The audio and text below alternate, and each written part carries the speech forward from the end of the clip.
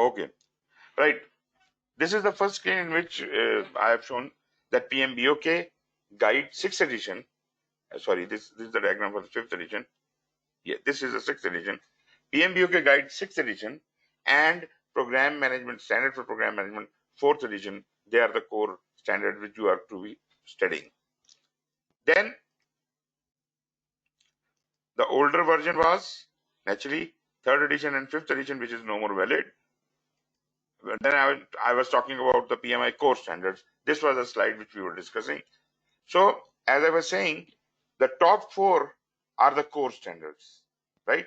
PMBOK Guide, which includes the Project Management Standard.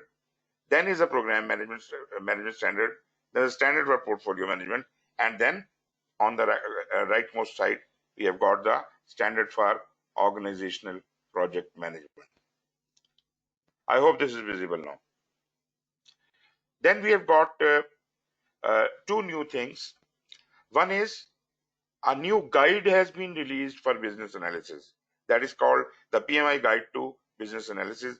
As one of you have already been qualified as a PMI-PBA, you know that PMP and PMI-PBA has got exactly the same requirements, except for the syllabus, exactly the same requirements, same experience, same, hours and everything. Everything is exactly the same. Even the exam fee is the same. So they are the competitor certifications. Both of them are equal in size and dimension. So these are 2 guides now. Naturally, we respect more PMBOK guide because that is a core standard. And then we have from the business analysis side, we have the PMI Guide to Business Analysis. As far as the standards are concerned, there are 4 core standards. As I said, the standard for project management, which is included in PMBOK 6th edition as a part 2. Then program management, portfolio management, and OPM. These are the 4 core standards. I said recently PMI has promoted earned value to be a standard, a full-fledged standard as well. Right?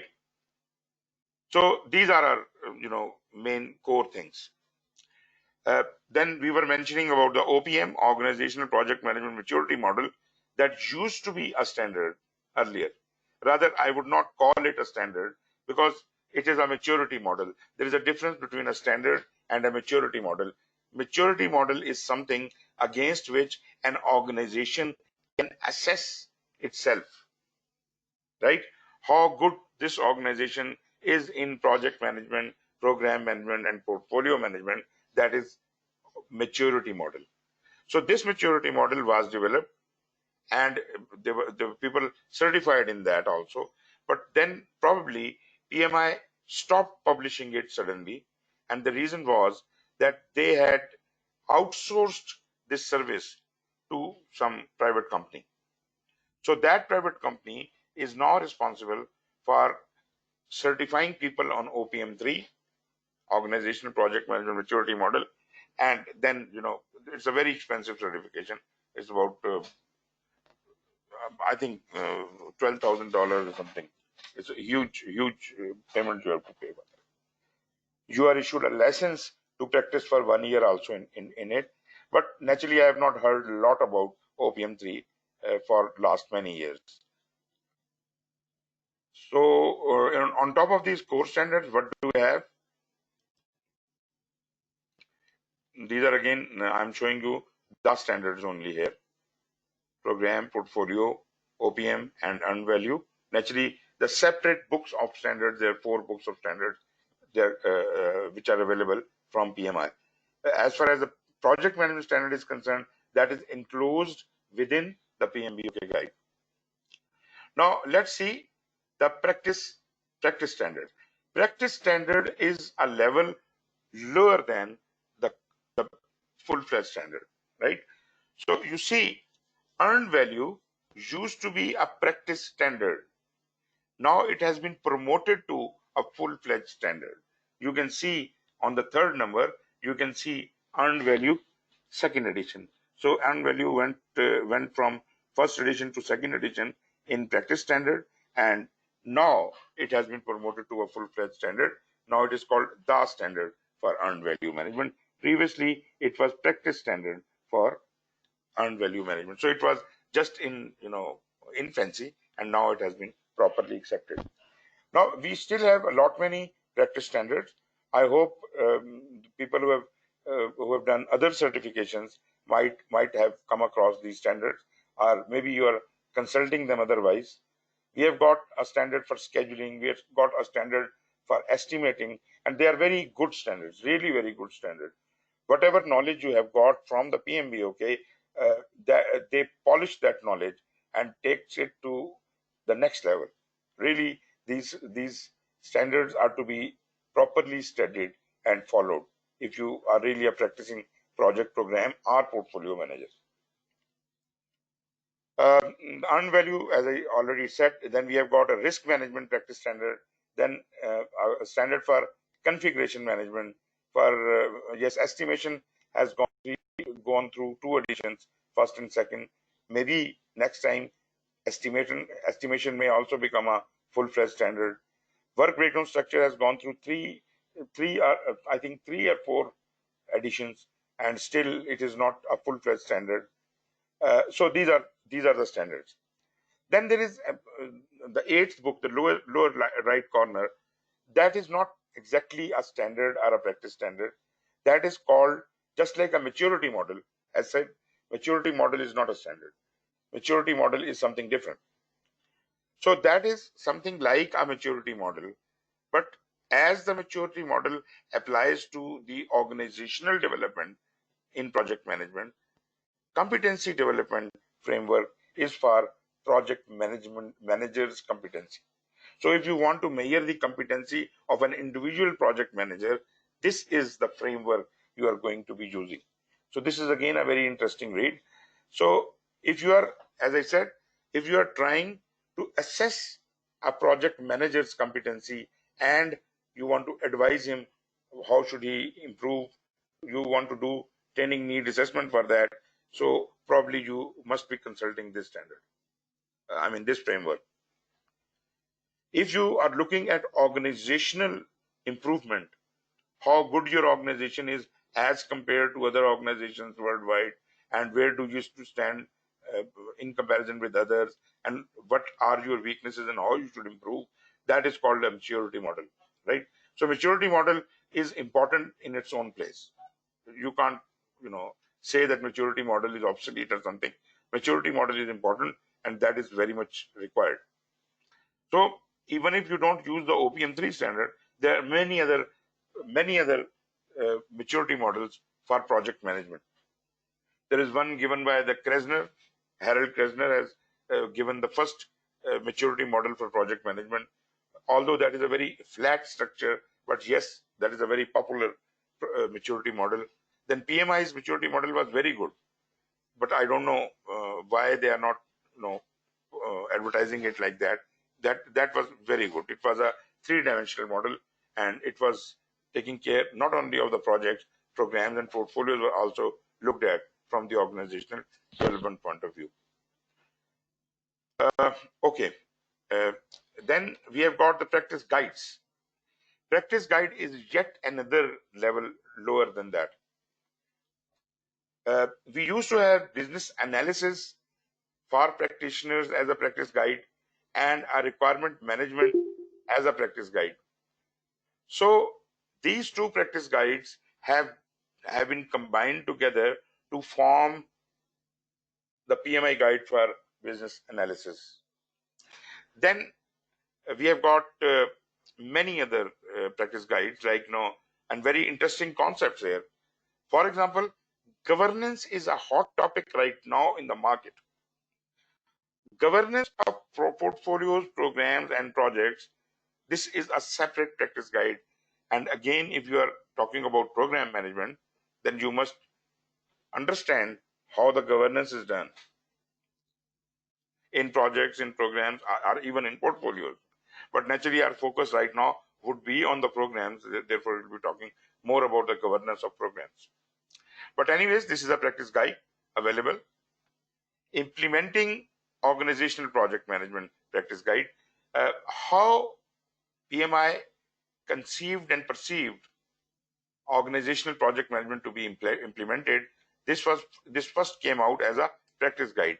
I consider that these two practice guides have converged together into the standard for OPM. Then, with the publication of 6th edition PMBOK, there was another practice guide which was included in PMBOK initially, and it is being sold separately also. That is called Agile Practice Guide. And that is such a hot book that this standard, the concepts of Agile are now being adopted widely. Exam of PMP is changing on 4th of 2nd or 4th of January, and 50% of exam is going to be Agile. Only 50% in on predictive approaches, 50% of the exam is going to be on Agile. So whether you like it or not, whether you are ACP, you have certified as a ACP or not, you still have to go Agile as far as the project management is concerned. So Agile is a considerably important standard. Not only that, but even in PMBOK, they have included in every chapter the how you can convert to use this chapter from Agile approach. So they have provided that conversion there as well. Then we have got and if you are looking at the 7th edition, which is likely to be released by the end of this year or start of next year, that is going to be highly agile oriented. I have seen the draft, and that is completely different. But there are no processes, there are no knowledge areas, nothing in the standard for project management. Maybe in the PMBOK portion, they still have the processes and knowledge areas, but as far as the standard for project management is concerned, they have completely done away with the process groups and the knowledge areas, no more. But that we will see when the 7th edition comes in. Okay, PMBOK talked about managing a simple project, right? What about managing projects, and what about managing complex projects? That was all a pain. You see, all of us get involved in projects which are complex in one way or the other. Therefore, PMI came to the rescue and they came up with another standard practice guide that is navigating complexity. So navigating complexity is again a very good read. And the most important of all, I would like to highlight managing change in organizations, a practice guide. Probably our project managers has to learn that this is not only the change within the project which they are responsible, but they are actually the change agents for the organization. I hope you all already understand this, but still I would like to highlight this point with more emphasis, that this, why are we doing projects and programs and portfolios? All of this is basically an engine of bringing change into the organization. Otherwise, organization has its own operations. It is running, it is all right. But at the same time, organization cannot survive on the same operations forever. So they need to change. So basically, this is the change management at the organizational level we are talking about. And for that, this can only be realized through projects, programs, and portfolios, or you can say OPM. So there is a separate practice guide for change. And then another important thing, especially for you, those who are preparing for program management, they must understand and read this practice guide. This is extremely important for you. Benefit realization management.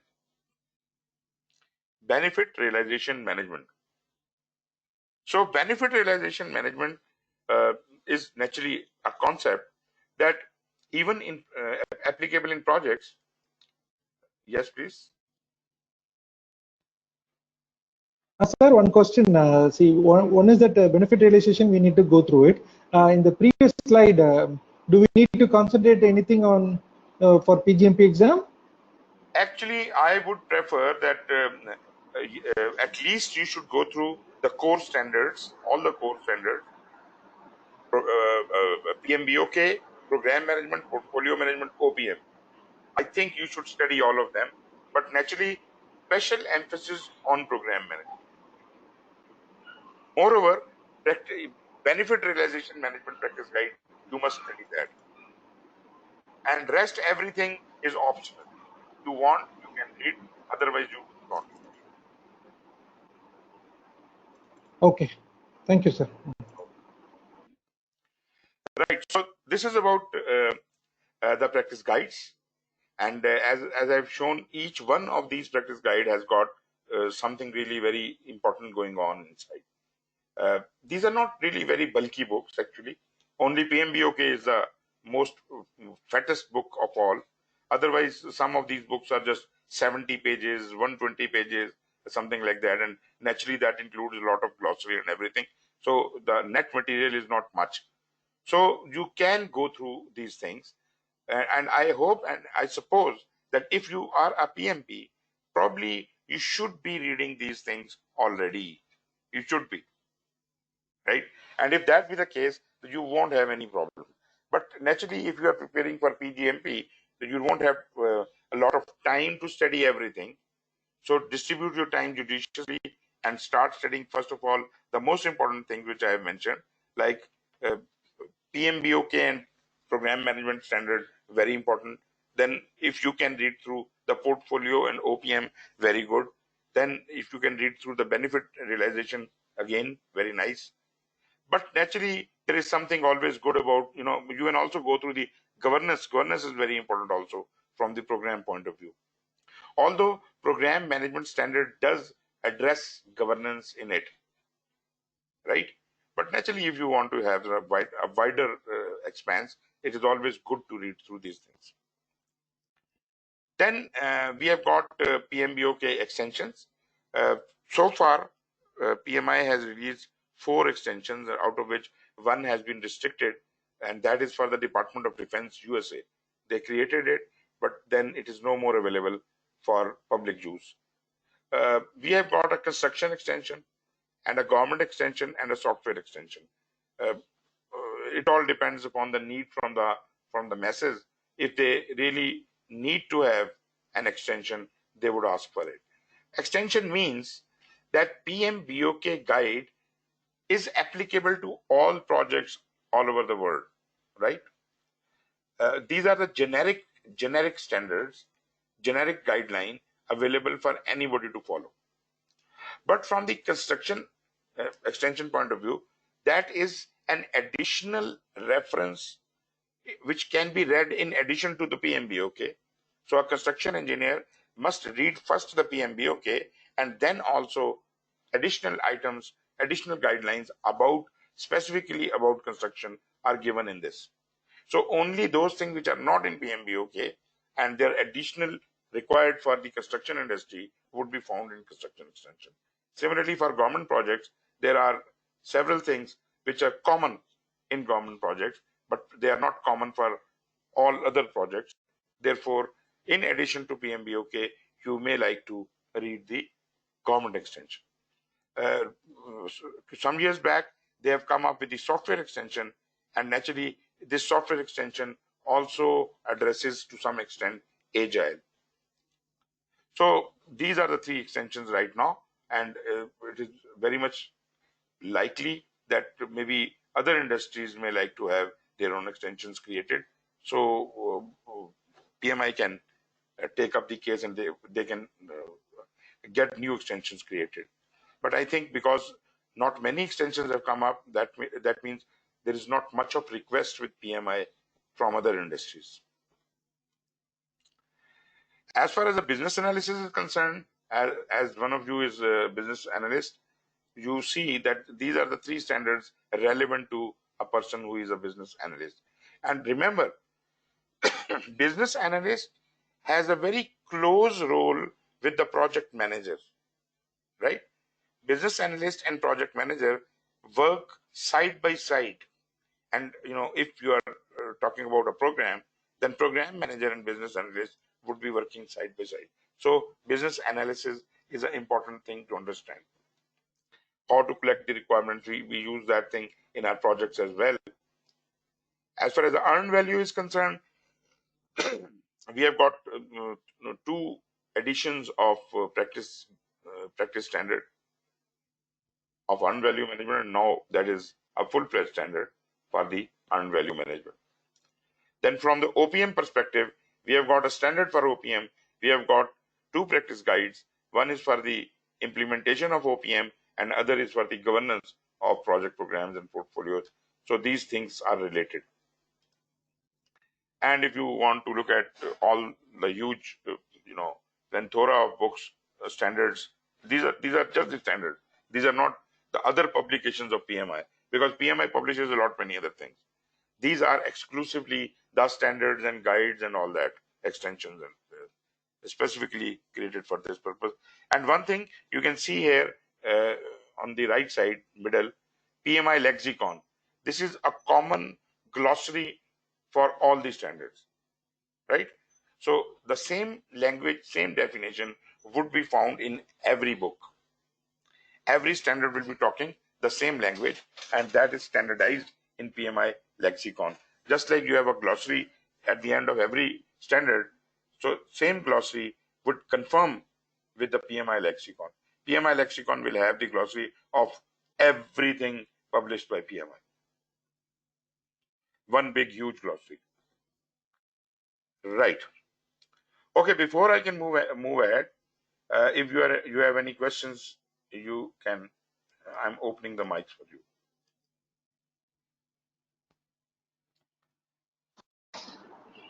Sir, obviously you said as a PMP, PMI based people, we are going through all the standards, but not preparing for the exams. That's why my question is, anything you suggested already, governance and then benefit realization management and then change management and then PMI lexicons. It's better to go through for the exam purpose. Am I right? PMI Lexicon is not that important. I am just mentioning that PMI Lexicon is a separate book which you can always see for definitions, right? So Okay. no matter what standard, but everything is commonly available there. All the definitions are commonly available there. So that is for that purpose. But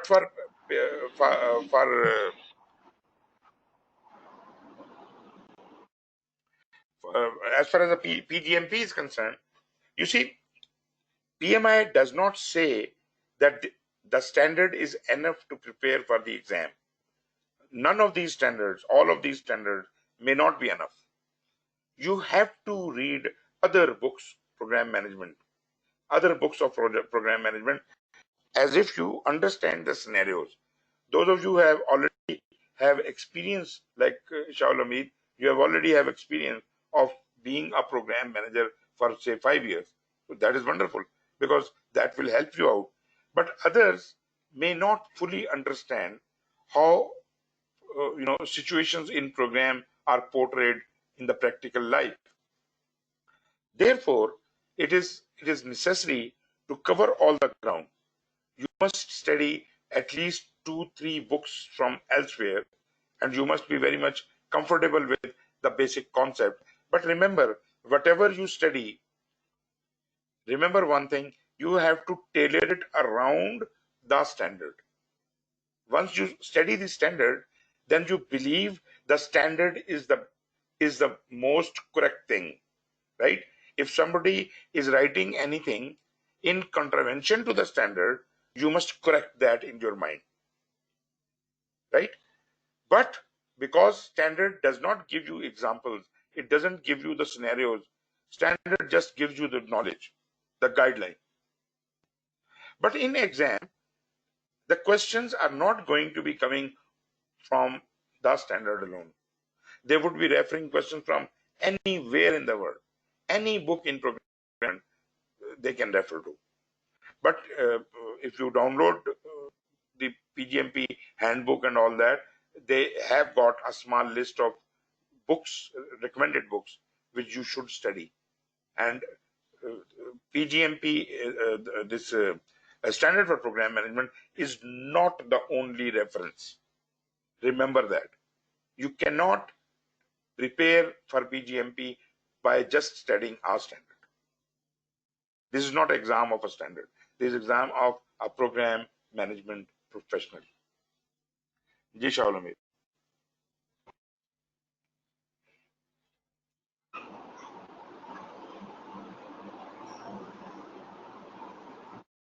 Hashim. Yes, I have a question. This PgMP, is there any change in the exam pattern like in PMP, or for the next at least 1 year or so, this will be the same format? Number two, is this PgMP available online during this Corona crisis, or you have to go to a center? As far as I know, they have allowed PMP online. PGMP, I have not heard any case so far. But you can check with PMI, maybe they allow. But I understand that bringing an exam online is a big effort, and I don't think so that PGMP exam would be available online. Secondly, Yes. Are they going to change the pattern? Any new changes coming up, or at least whatever we study, this will remain the same? Currently, 4th edition is what you are going to be tested. 5th edition, we have not heard any news so far that it is going to be released anytime soon. PMBOK 7th edition is going to be released by the end of this year. And if at all, they are working on program management and portfolio management, that might take half an hour or half a year or one complete year. After that, we would be clear that if a new standard is coming. And once a new standard comes, even then, you see, the change of exam takes 6 months to a year. So you don't have to worry anything. You are safe for next 2 years. So you prepare on this standard, you pass on that standard, and you won't have much of trouble. But naturally, when the exam changes, there are a lot many problems, because new questions and old questions get mixed up, and there is a lot of confusion in the exam. PGMP exam is a very serious and a very difficult exam. I have rather heard that this is the most difficult exam in all of the certifications, not only of PMI, but internationally. People have written that this is the most difficult exam, even more difficult than portfolio management exam. I am not trying to make you afraid of it. I know people have done it, and you can do it as well. There is no problem whatsoever. And now the things have gone a bit easier. Initially, when we were appearing in the exam, the pass rate was every third person used to fail. Still, the failure rate is very high, but that it does not mean that PGMP is an impossibility. You have to prepare really very well. Don't prepare like PMP. It is not PMP. This is something damn serious. You have to give it some time, a lot of time. You have to go through books. You have to understand the concepts and discuss these concepts, and especially attempt the questions, the simulation exams. And interestingly, simulation exams are not really available in the market as they are available for PMP. Very, very few exams are available for PGMP. Ji Shaul, anything? Little scary. Let's start, inshallah. We'll do it. Inshallah, we'll do it. I didn't want to scare you, but that is the truth.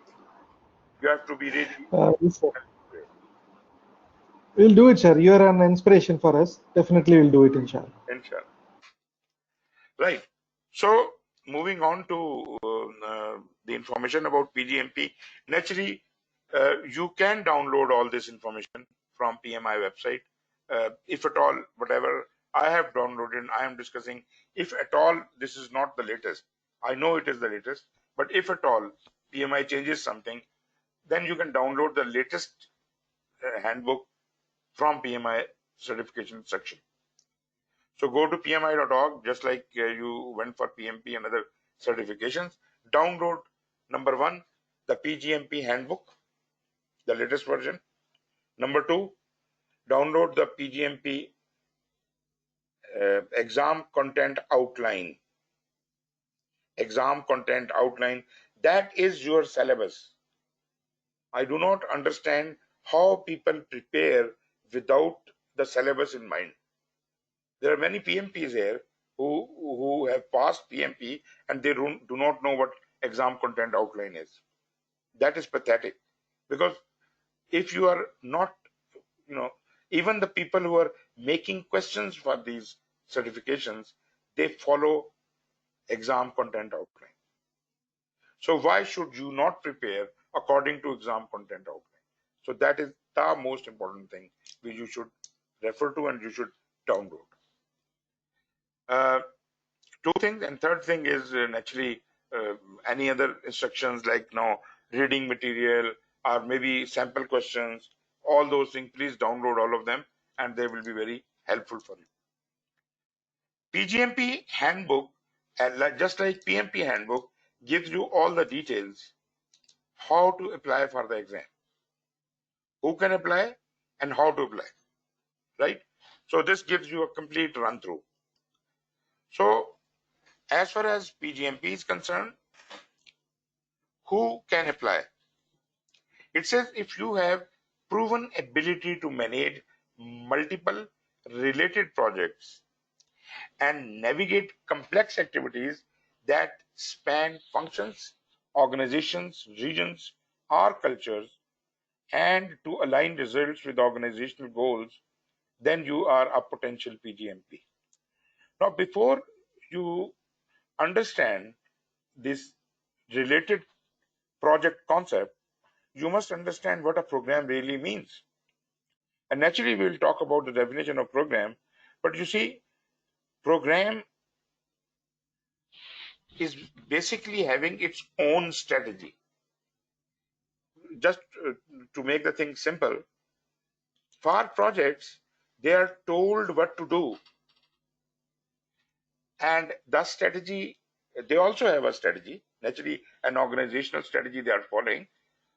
They are aligned with a strategy, but they are told what to do, what to produce, what is the product. As far as the program is concerned, we are not concerned about the product at all. We are concerned about the ultimate benefit that will be yielded, the benefit that will be realized. Actually, even in projects, we also have benefits. But project manager is usually not responsible for long-term benefits. He is responsible for delivering the deliverable, the product, service, or result. And till that time, if there are any benefits yielded, he is responsible for them. But once you hand over this product to the operations, then operations will start running that thing. And then the benefits, actual benefits, will start yielding then and there. And that may take a number of years to yield those benefits. So that is not the responsibility of project manager to look after those benefits which yield after the delivery of the project. Whereas program takes on the responsibility, the whole responsibility of benefit realization, no matter how much time it takes. Say it takes 10 years to yield those specific benefits to meet the organizational strategy, then program manager has to think about his own strategy as if how to yield those benefits. And in that planning, he creates a number of projects which are related to each other and they are actually consonant to the program benefits, program strategy, and they will actually provide the breakup of benefits of the overall strategy. So every project will be assigned a product naturally, but once that product is delivered, program manager will take over that output, and then he will start operating it. He will start running it. That is part of program manager's job, to run the output of a project until it yields the results, the benefits. And all these benefits coming out of various projects of the program, they all have to be unified to yield the ultimate program benefit realization. And once that is accomplished, program goal is achieved. And once goal is achieved, even programs can also finish. Generally, it is thought that program is something which probably never ends. It is like an operation. No, sir. It might be long, but this is not a never end. It's not an operation. This is not a never ending kind of a thing. Programs can be 20 years, 50 years, 80 years, but programs do finish. Okay. Gain and maintain your PgMP. First phase of evaluation is panel review. Once you apply, they will form up a panel, and though that panel will have certain requirements to be fulfilled by you, they may also interview you. That is not a must, but they may also interview you. But this panel will take up your case and decide whether you should go for the exam or not. If you are rejected by the panel, you will not go for the exam. So that is part one of your exam, part one of PGMP, first phase, that you go through a panel review. Then if they clear you from the panel review, only then you will be allowed to take the exam. And that is a 170 question multiple choice exam. But trust me, this exam is very different. Very different. Why? What happens is, when I was in habit of giving certifications like PMP, RMP, and this and that, the pattern is quite similar. Scenario based questions and this and that, everything. But once first time I went for the PGMP exam, I started reading the question, and the question is not finishing. It was 1 page, 2 page long, and by the time I reached the end of question, I could not remember what was in the beginning of question. And when I was reading the options available, I was not really sure what he is asking. So I was totally confused. I said, okay, this was a long question. Next question will be all right. Next question was again a very long one, and then again a very long one. I don't say there were not short questions. There were short questions also, but there were many long questions. So I had to understand the pattern of the question. You see, the question they give you a 2-page scenario and a small question, and then they repeat that scenario for next 2-3 questions. Now, because I was appearing for the first time, I didn't know, so I used to read every time the whole scenario. That wasted a lot of time.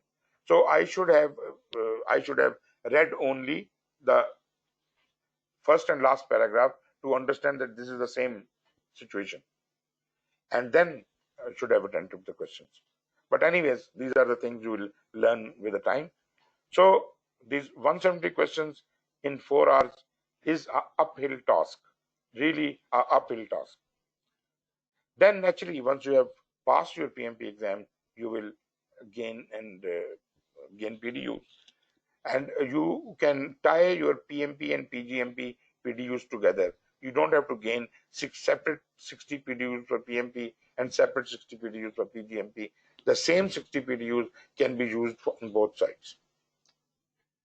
Exam for members it is $800. For non-members it is $1,000. But trust me, this is a blessing. Reason being, when I appeared in the exam, I had to pay $2,600. $2,600, right? Now this is economical. You know, this is $800 to portfolio is $800. Even the risk management and schedule professionals, they are also being reduced. I think they're something like $550. That used to be $750 when I appeared for them. Anyways, so naturally you will be members. If you are not a member, I will strongly recommend you immediately become member again. Renew your membership. If you go by my instructions, you should never leave the membership of PMI. That is a beautiful thing. You get a lot of information if you really are adamant to learn things through. Okay, what are the prerequisites? Naturally, again, just like PMP, we have got two categories. One, those who are graduates and those who are not graduates, diploma holders. For diploma holders, it says that you should have secondary degree, 6,000 hours of project management experience. 6,000 hours of project management experience. How much does that come out to be? That comes out to be 4 years, minimum 4 years of experience. And 10,500 hours of program management experience in case of program management experience. So 10,500 means uh, 5.5 or 6 years. 4, 6, 7 years. It is 7 years of experience for a diploma holder, right? So 4 years and 7 years. 11 years is the minimum experience required for a diploma holder. And if you are holding a proper graduate degree of 16 years of education, then 6,000 hours of project management, 6,000 hours of program management, 4 and 4, 8 years. That is the minimum requirement. But as you have explained, none of you have got less than 10 years of experience. So probably you will make it. But do you have the program management experience of 4 years? Look into it. That is necessary for you to appear in the exam.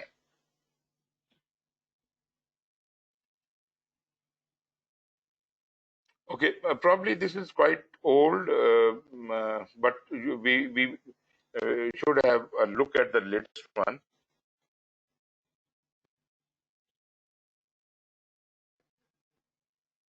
Just a moment.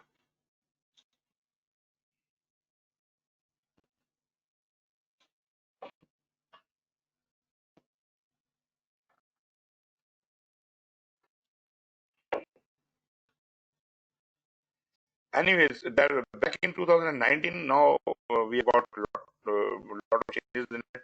I should have is the latest, but PMs are more than 2,500, 2,600, must be maybe 1,000 more, right? So 3 to 4,000 PGMPs would be there in the market right now. Probably not. I don't know. Let's check it out. Okay, the growth of PGMPs has been not like PMP. It is not an exponential growth, but yes, there is a consistent growth going on. So you see, graph is constantly rising.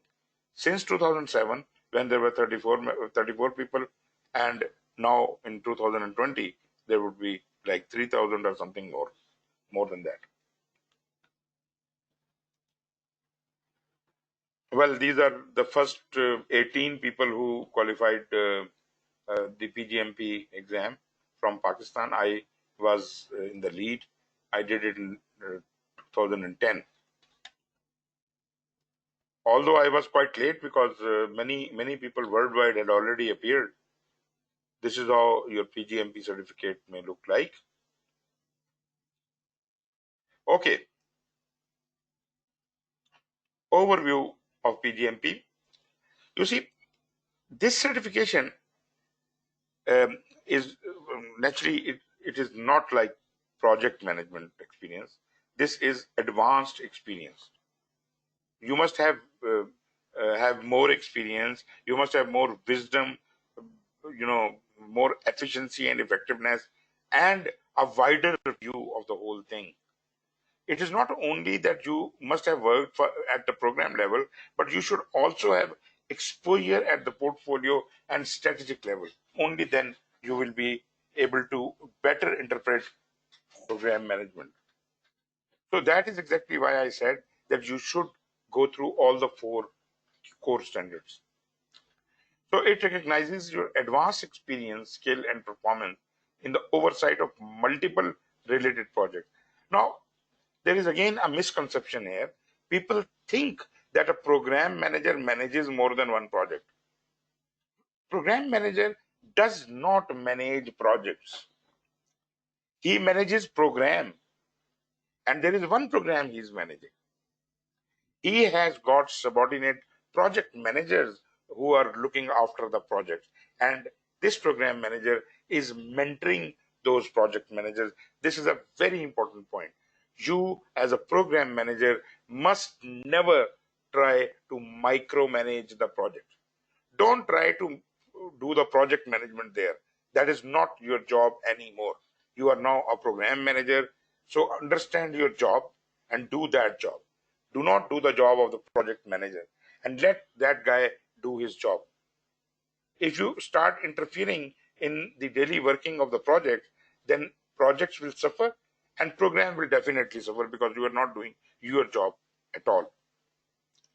So he, as a program manager, he has an oversight of not only all of these projects running under him and all these resources which are being shared amongst these projects, and also the big organizational objective with which you are aligned.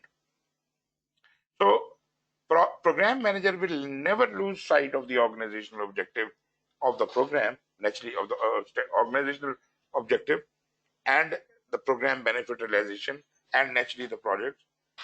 PgMP certification holders oversee the success of a program, not a project, whole program.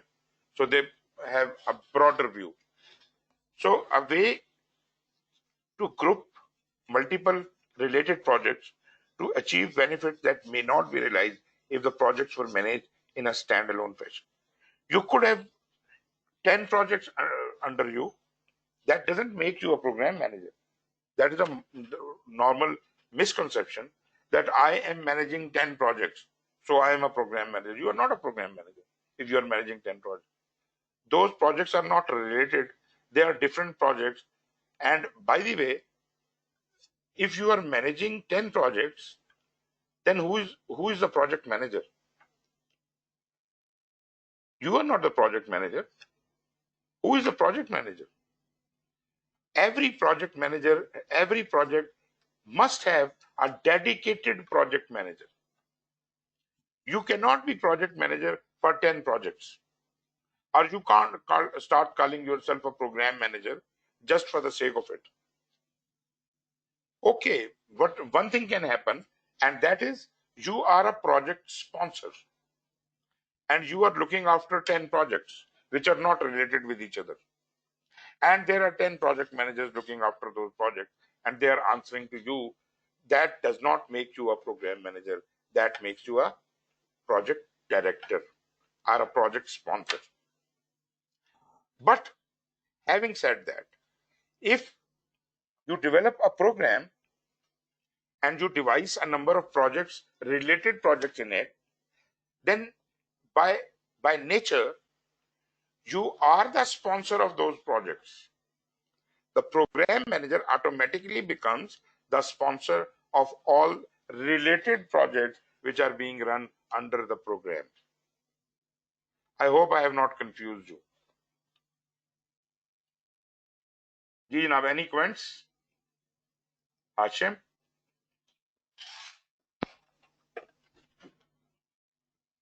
Ji Hashim. Program manager or program management, does it have something like a charter where he is defined or he is elected? Just like in project management, the charter says this guy is the project manager. Of course, just like that, We have got a program sponsor, we have got a program manager, and there is a program charter. Of course, all those things apply. But here the level is a bit higher. You may have a different terminology. Like in government projects, they have all the programs and they have got a different terminology. Don't call it charter or something, but yes, they have got different terminology. But yes, of course, the concept remains the same. There has to be a charter, there has to be a sponsor, there has to be a program manager. But for the program manager, all the projects running under him, he will be the sponsor for them. Nobody else can be a sponsor of those projects. Shaul, anything from your side? Yes, sir. Got it. Program manager is actually a program sponsor, a project sponsors. Yeah. Only for those projects which are run under the program, which are related, right? Which, as I said, nobody tells the program manager what projects he needs to do. Program manager is just told to accomplish a strategy, a benefit to realize, and he then starts thinking, what should I do? So he gives birth to projects by himself. He devises his own strategy, and according to that strategy, this is a program strategy. According to that strategy, he devises what projects are to be done and what benefits they will yield, and how and when they will yield it. This all happens within the program. Is it all right? Yes, sir. Got it. Okay. So we move ahead. As I said, you have got two levels to pass. First is the panel review, and if you are rejected in panel review, you can appeal. But if you fail in panel review and you are not entertained, you will not be allowed to sit in the exam. So generally, it takes about 4 weeks to complete the process, and after 4 weeks, you will be able to sit in the exam if you go through that thing. Okay, I hope after having done PMP and all, you must be very clear about this cycle, how this credential cycle works. It's not a very difficult thing, but this is an important concept to understand. You see, whenever PMI wants to float a new certification, yes, please. Sir, what is the focus on the panel review? What we have to consider for the application? Maybe you will give some guidance on that also.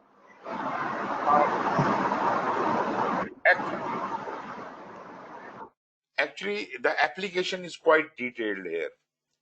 In this application, you have to specifically define certain objectives which you have fulfilled in your projects, in your programs, in the last 4 years, 4 or 5 years, whatever, and you choose certain characteristics which you have adopted in that.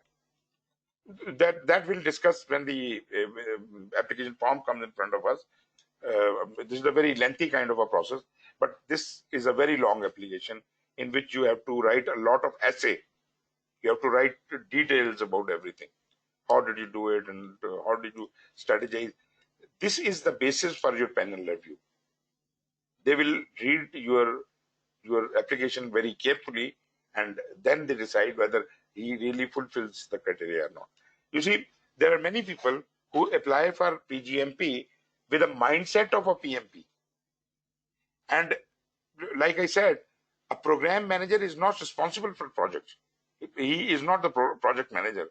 Project managers are there to look after the project, and program manager is not supposed to interfere. Now, a PMP, a classic PMP, would start trying to, because you know your project management discipline very well. So you will start focusing on project management. I will do this with this project, I'll do that with this project, and this kind of story is not acceptable. Benefit realization, people do not have a concept. A project manager doesn't have a good concept about benefit realization, how the benefits are realized even at a project level. I'll just give you an example. If you you are supposed to construct a school, the school is the deliverable. Naturally, why are you making this school? There must be some benefit, there must be some organizational strategy behind it, but you need to understand that before you do it. So as a even as a project manager, you need to understand the organizational strategy and the benefits which ultimately going to be yielded. Maybe the scope of the school is to educate 10,000 students in next 5 years. 10,000 students in the next 5 years. That is why this school is being made. So once you deliver the school, 10,000 students have not been trained, and that was not your objective. Your objective was that a school with a capacity, enough capacity to take on that many students and enough strength to go on for 5 years has been created, has been delivered. This is your project. This much benefit and this much deliverable is done, and once you hand it over to the other party, the operation people will run the school, then the students will come, and for next 5 years the benefits will keep getting realized. That is not your job as a project manager, but this is the job of the program manager, that all the projects within a program, he will follow them through till benefit realization. And not only that, but he manages to merge their benefits into the program benefits, ultimately yield the program benefit. If every project is 3 years, 4 years, 5 years, and they are spread over in parallel and in sequence in whatsoever order, so they are taking say 18 years, but their benefits have also to be unified, so that may take another 2 years. So maybe it is a 20-year program. So this is how we look at it. Then we have the multiple choice questions, as I already explained to you, 170 questions. Okay, this PMI credential lifecycle is important to understand, because any new certification which comes up, they have a market research conducted. Say a new certification is coming up, and they will look at the market whether there is a need for this thing or not, and they will survey the market by third party. That third party will go to the people and ask them, do you want, say, a agile project manager? And if you need an agile project manager, then probably what are the characteristics you expect from an ACP? Now, the market research team does not keep in mind what is in the standard. Standard is a different thing altogether. But this is the market demand. They do the research and they clearly write it down, the characteristics of a project manager which have to be employable in the market. Now, according to this list, the characteristics of the project manager are given to the exam specification team, and exam specification team converts it into a syllabus. They say, okay, for this characteristic, you should be able to do this, and this will have this much mark, this will have this much mark, and this completely creates an exam specification. This exam specification is then used by the exam development team. They will make questions exactly according to the examination specification. That is exactly what I was saying, that exam content outline is very important, because all the questions you are going to have in your exam are coming out of the exam specification, not out of the standard. And this is true for PMP also, but for PGMP, for any other certification, you must always look at the exam content outline. Now, once the exam is developed, those naturally, if it is the first time, then they run a pilot. Do you know that as the PMP is changing this time, and this was a major change, they did run a pilot of PMP exam, although PMP is a very old certification, but this time they have run a pilot because it was a drastic change in the exam. Completely the pattern was changed. Therefore, they did a pilot project. So pilot exam, the people who are appearing in the pilot exam at that time, PMI has yet not decided whom to pass or whom to fail. No percentage is specified. So based on their result, based on how well the people have attempted in the pilot exam, they then decide what would be the criteria of passing a student. Anyways, then the certification gets released and ultimately they keep improving that certification. You see, your certification exam changes due to two reasons. Number one, if your standard changes. Number two, if your exam specification changes. That is called the uh, subsequent market research is called role delineation study. Role delineation study. So roles are realigned every 5 to 7 years. After every 5 to 7 years, they conduct a market research where role delineation study is conducted that redefines the role of that certification, and then exam specification is created accordingly, and then the exam develop, and then without any pilot, then they keep changing the exam. So this cycle goes on. As far as PgMP is concerned, uh, although it's quite some time, and now it should be changing very soon, uh, but I have not seen either of the reasons coming up, nor the fifth edition is ready to be published. Maybe next year it is published and the change would be next to next year. Our market research also, role delineation study also is likely to be coming a bit late, right? So you don't have to really worry about the change of exam. This is a stable exam, and probably people are passing just due to that the exam is stable, people are preparing, and people are, most of the people are passing. Application process is just like, in the PMP, uh, just like PMP, you submit your application within 90 days online. Your application completeness will be informed to you within 10 days. Although this takes an instant, maybe they inform you immediately, but they may take up to 10 days to inform you that your application has nothing, what do you say, logically wrong, right? But that does not mean that your application has been accepted. That means that you have not left out a column, or you have filled everything. Everything is filled up completely. So this is a completeness review. Uh, then starts the audit process. And remember, in PgMP exam, everybody is audited. Everybody is audited, right? It is not the 10% of the people who will be audited. Everybody will be audited. So when your audit comes, it may ask you to,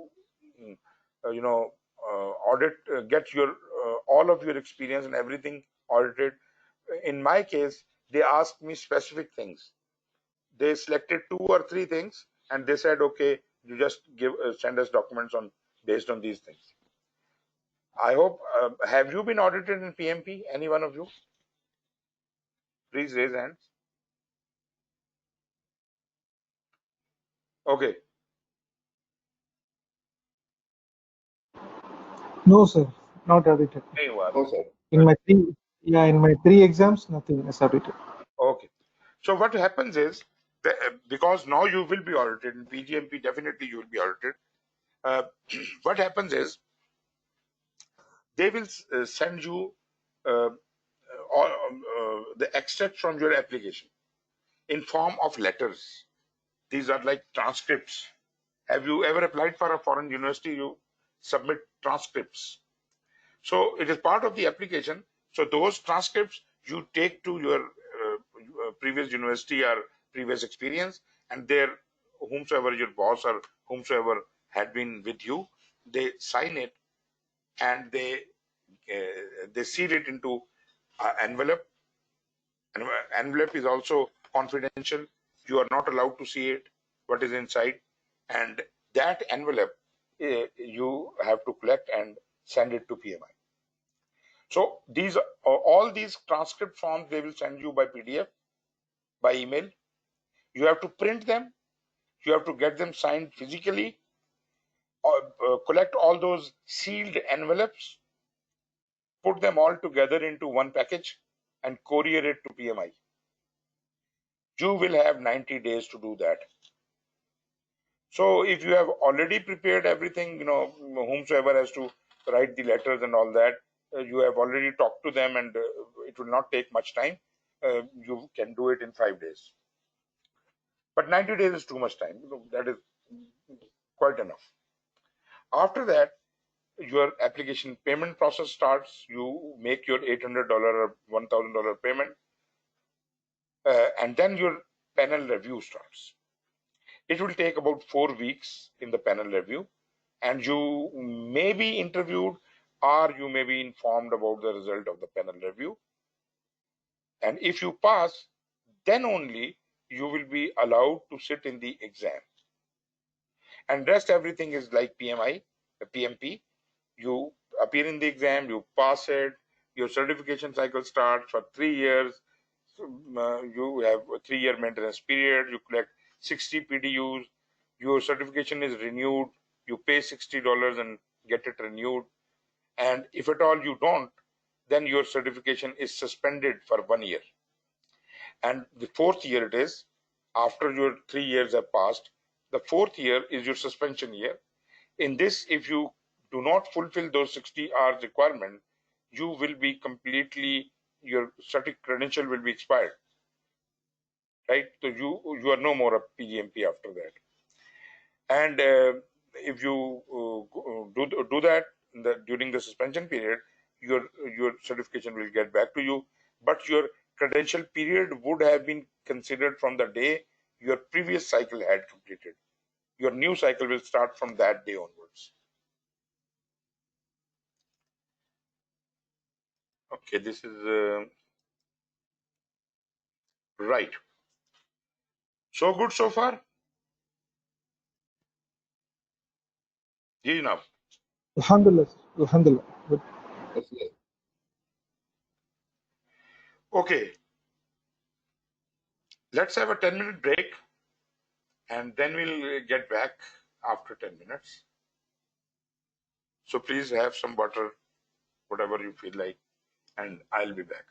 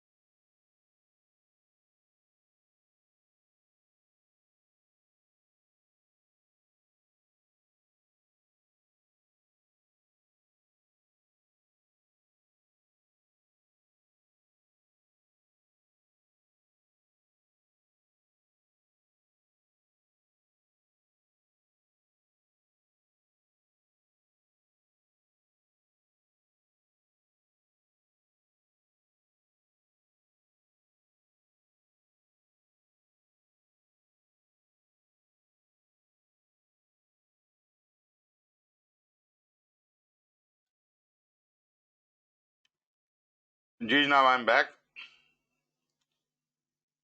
Are you there?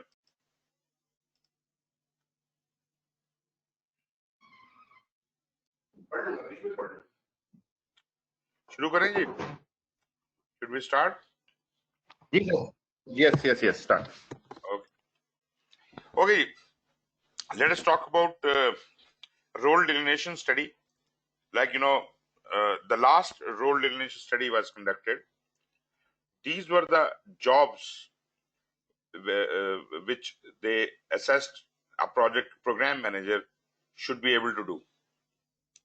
So they say a candidate for PgMP credential will, under minimal supervision, program managers are responsible and accountable for the coordinated management of multiple related projects directed towards strategic business and organizational objectives.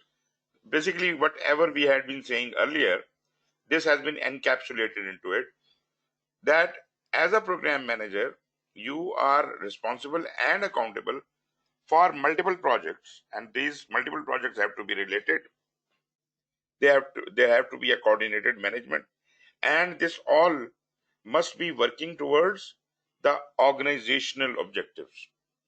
So a program is aligned with the organizational objectives, and a program has its own strategy, and all the projects within a program are aligned with the program strategy. The individual project within a program is not supposed to be directly aligned with the organizational strategy. This is the responsibility of program manager to ensure that the program strategy is aligned with the organizational objectives, and the projects for themselves have to be remain aligned with the program objectives. Then program managers build credibility, establish rapport, and maintain communication with stakeholders at multiple levels, including those external to the organization. Uh, I hope you people have done PMP quite, if last 4 or 5 years back or something like that. Then you would understand the role of stakeholders, even in project management. Program manager has a higher responsibility than a project manager, because project managers has a limited scope. Program manager would be looking after the stakeholders for maybe next 20 years, and stakeholders will keep changing. He must be looked up to as a credible person who listens to them, who fulfills their requirements, who understands their needs and expectations. So he should have a rapport. He should continuously be in touch with all of these stakeholders, and he should not be focused on the key stakeholders only. At multiple levels, big, small stakeholder, big stakeholder, internal stakeholder, external stakeholder, negative stakeholder, positive stakeholder, all types of stakeholders, he must be maintaining communication, even those who are not within the organization. This is what a program manager's one of the major responsibilities is. Stakeholder engagement, right? So in one word, I would say stakeholder engagement. But responsibility is much bigger than the project manager, because project manager is looking after a very small sphere. Then program manager define and initiate projects and assign project managers to manage cost, schedule, and performance of component projects. Now, all the projects within a program are called component projects. As far as the project management of those components are concerned, there would be project managers assigned, and they will be responsible for everything about those projects. Program manager will just oversee them. That does not mean that he will micromanage them. He just gives this job away to that person. He defines and initiates the project. You see, it is just like a project sponsor. In project management, we have a project sponsor. So project manager defines the projects and initiates the projects, right? And program manager, a project manager, will keep, coming back to the sponsor for changes, for resources, for whatever, for change requests and everything. Similarly, here program manager has that role of defining and initiating the project, and naturally he is one sponsor only for all the projects which are running within the program, and he is responsible for assigning the project managers, selecting and assigning these project managers there, while working to ensure the ultimate success and acceptance of the program. Actual job of the program manager, in addition to being a sponsor for all his projects, he is actually responsible for the success of the program, right? So his primary responsibility is program management, not project management. This is a very important point to be understood. Program managers maintain continuous alignment of program scope with strategic business objectives and make recommendations to modify the program to enhance effectiveness toward the business result of strategic intent. Now, try to understand this. As I have been telling you, that there is something over and above, that is the organizational strategy, the business objectives of the organization. So whatever this program is doing is to satisfy one of those strategic objectives, right? So maybe the organization has 10 strategic objectives. One strategic objective they have given it to the program manager to fulfill. And program manager is so wise that he can interpret this strategic objective, and he can devise his own plans, his own strategy and his projects and all that, and he can even modify the program if required. He can make recommendations. You see, initially the program he would devise, he would design and get it approved, but later on there he might think to make it more effective, he may have to modify the program. So he can take the case back, meaning what? The change control of the program is with the program sponsor. Who is the program sponsor? Naturally, somebody senior than the program manager, somebody from the top level executives. So he is taking those changes to them as if they can approve, and he will keep making recommendations. You see, even a project manager has a similar role. Project manager is not a yes man. Whatever his boss says, he will say yes sir, ho jayega. Project manager is supposed to be making recommendations for the project, which we do not really follow. We use project manager as a supervisor. He doesn't plan, he doesn't do anything, he is a supervisor. He is given a plan. This is pathetic. Project manager is not the person who is a supervisor. Anyways, from the program perspective, you see, the responsibility is much higher, and therefore he is not talking about the enhancement to the program, modification to the program. So he can make those recommendations anytime, and those changes can be accepted by the bosses. Program managers are responsible for determining and coordinating the sharing of resources among their constituent projects to the overall benefit of the program. Two things here. Number one, the program manager will get a resource pool for his program, right? And now he has got, say, 10 projects running under this program. How many resources should be given to whom and when? The sharing of resources are, you see, there is one resource which gets vacated from a project, then it should be allocated to another project. So who is looking after this? This is the responsibility of program manager, that all the resources are being utilized most efficiently and effectively, and they are not sitting idle. If they get free from one place, they're immediately employed in another place, and so on and so forth. So And why are we doing all that? As if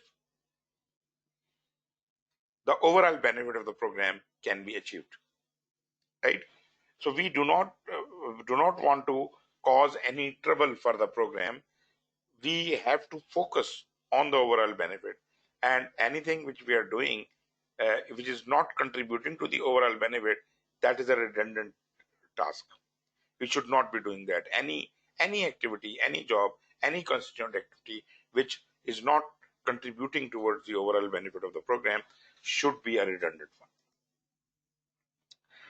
Program managers possess the knowledge and skills needed to be effective in the project, business, and a government environment, and to make decisions that accomplish strategic objectives. Naturally, program manager is a senior position. He is the boss of all the project managers.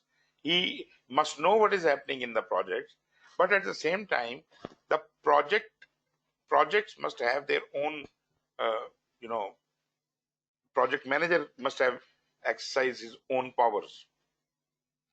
But understanding should be there at the program manager level, what is happening in the project, and upwards, what is happening in the business, how he is translating the business objectives into the benefits, and those benefits are being translated to the project level as deliverables, and what is the environmental condition, the government environment, as if he can make right decisions, as if the strategic objectives which have been defined can be accomplished. So right decision at the right time, that is important. And that is a very dicey situation. Nobody can be so perfect that always he makes the right decision, but at least we can try. In addition, the program manager should have some advanced skills in finance. See, in project management, we were more concerned about cost. Here, the matter is finance, because a program manager has to, arrange for finance and funding and all that. So he is more concerned about these subjects rather than the cost. Cross-cultural awareness, because we program is bigger, maybe it is spread over many countries or something like that. So there is a larger awareness about the cultural environment, and leading such a vast initiative, good skills of leadership are required. A lot of communication, as we have already indicated, from the stakeholder point of view, a lot of communication needs to be done. Project manager has to use his influence, his negotiation and conflict management skills. I understand all of these things were somehow the characteristics of the project manager, but you see, this is a level up, right? Now you are making bigger decisions. You are leading a bigger team. You are communicating more widely to senior stakeholders and things like that. Therefore, program managers' responsibilities are much more heavier.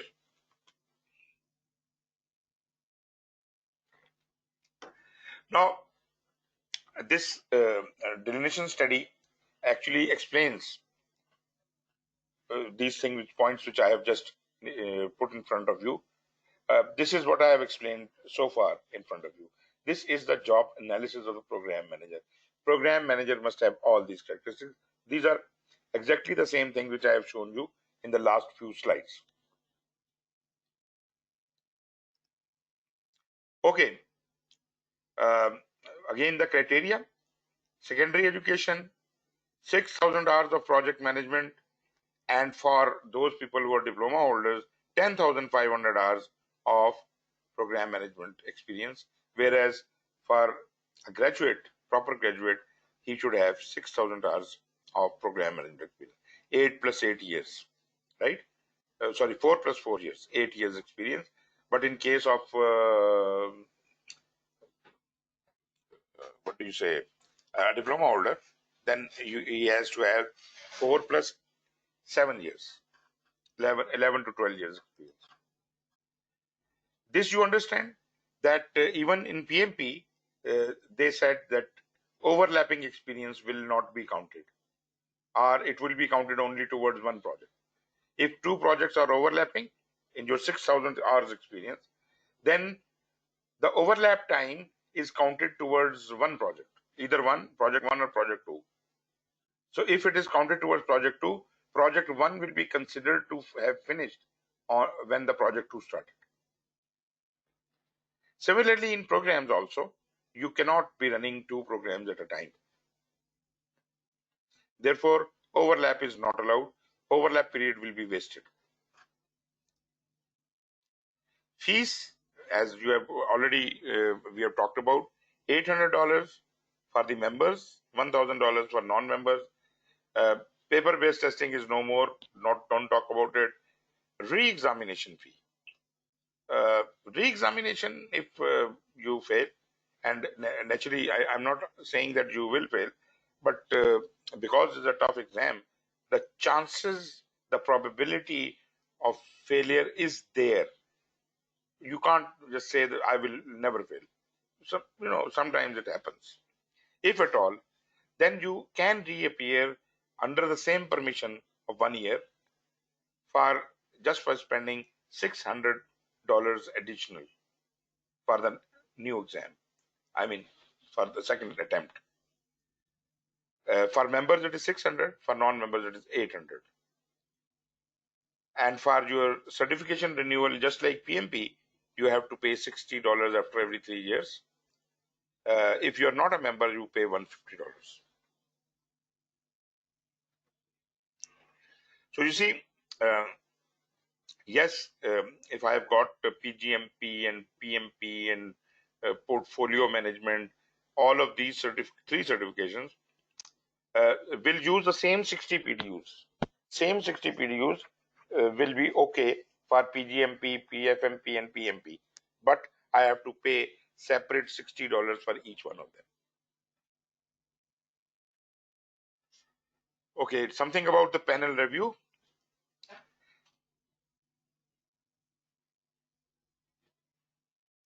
Panel review process begins once the certification payment is received, right? I hope you understand that. And when the payment is received, after the audit. After the audit, you submit the payment. When the payment is received, only then your panel evaluation begins. And when it begins, it takes up to 4 weeks. A panel of volunteer PgMP certified program managers will assess your professional experience based on your responses to the program management experience summaries on the PgMP application. Those things are available in the PgMP application, right? So you would have filled that, and that is what is discussed. They will evaluate, they will mark, and ultimately they will pass or fail you. This review panel consists of individuals from around the world who, through an application process, have been identified as subject matter experts in program management and have been trained and calibrated to assess your answers to the program management experience summaries. To protect against any potential review bias, PMI will ensure that your identity will not be known to the panel reviewers. So your name and number, all that, PMI number, etc. These people will not know that. Only your data they will study and they would interpret out of that. The review will verify that you, under very limited supervision, have been responsible for the coordinated management of multiple related component projects and directed towards a common organizational objective. So this will be verified. If you can prove that, this is the statement you have to, prove in your application. If you fail the panel review, a certification associate will contact you to discuss your status. It is not possible to continue on to the examination without passing the review. So if they have a problem, they may ask you to explain something, or maybe they invite you for an interview, or maybe they outrightly reject you. So this is their prerogative. But if you pass the panel review, you will be eligible to take the exam, as we have already described. Eligibility section, we have already discussed about it. This process takes approximately 4 weeks to complete, this panel review.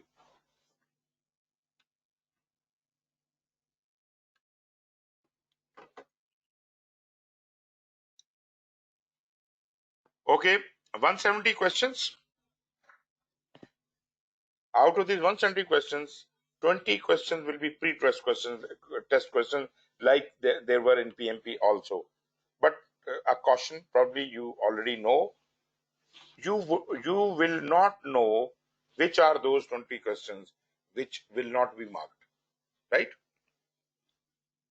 Therefore, for all practical purposes, you have 170 questions and you have to pass from them. So just forget about this information that 20 questions are pre-test questions. They are not to be separately taken. These 20 questions are mixed into your main paper, 170 questions. So therefore, forget about this. Is probably the most useless information from the examination point of view.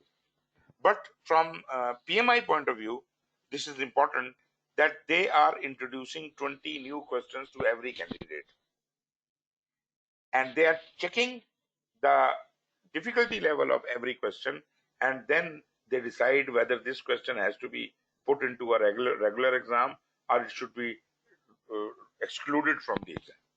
So this is for their benefit. It is not for your benefit.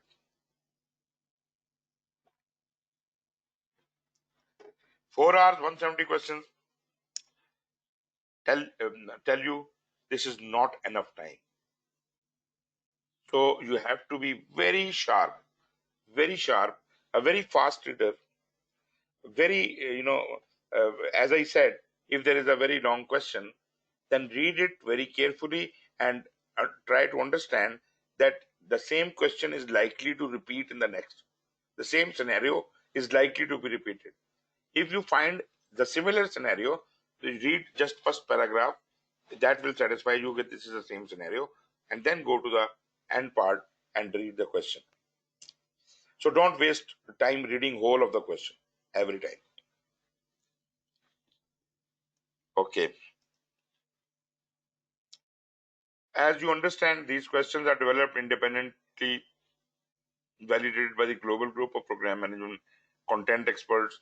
You see, there are so many volunteers working on all this. You see, the market research volunteers are working in it. Then we have got the exam specification, volunteers are working on it. Then we have got that questions, writing questions, again volunteers. You see, and then your review, peer review, that review panel, that is volunteers. So everywhere you have got these the volunteers working all around you. So therefore, this is a very rigorous process, and you should not expect a very easy question. Okay. Our reference to current program and project management titles. That means the latest books on project and program management you must have read, which include but are not limited to the PMI Global Standard. It is referring to all the PMI Global Standard. There's so many standards I have just shown you. But if you have only studied all the standards or maybe the selected standard, that is not a guarantee to pass. Because for a wider understanding, you may have to read some other books, right? Because the pattern of reading those books is slightly different. I don't think you should go for a study guide. For PgMP, study guide will not work. If at all you want to go for it, the only interest I have in a study guide is the simulation exam. So I just get a simulation exam from there. Otherwise, study guide, the text of the study guide is useless. I don't know, people are very much fan of Rita Malkehi, but practically speaking, the book is normal. Questions are very good. Okay. Then they are monitored through psychometric analysis. These questions, actually, psychometric analysis means that if you attempt a question wrong about scheduling, say about scheduling, you will be asked another question later from a different angle asking you the same thing. That is kind of a psychometric analysis. So it satisfies the test specifications of the PGMP examination content outline. Okay, now the blueprint of the exam. You have got these 5 domains. Domain 1 is the strategic program. Domain 2 is the program lifecycle. Domain 3 is the benefits management. Domain 4 is stakeholder management. And domain 5 is the governance. Okay, that is good enough. But what I personally don't like in it is they had forced an initiation, planning, execution, monitoring, control, and close in it, which is not necessary. Reason being, PMBOK, Standard for Program Management, 4th edition, does not discuss things according to initiation, planning, execution, controlling, and closing. So I would say that generically, start of the project, they will have kind of 6 questions, 6% questions, and the planning part of it, generally, I would say. But this is a very bad distribution within this domain. There are a lot many misconceptions. Program life cycle, they are talking about the program life cycle, and then you have got all these things. Basically, this is a flaw they are carrying from the previous editions.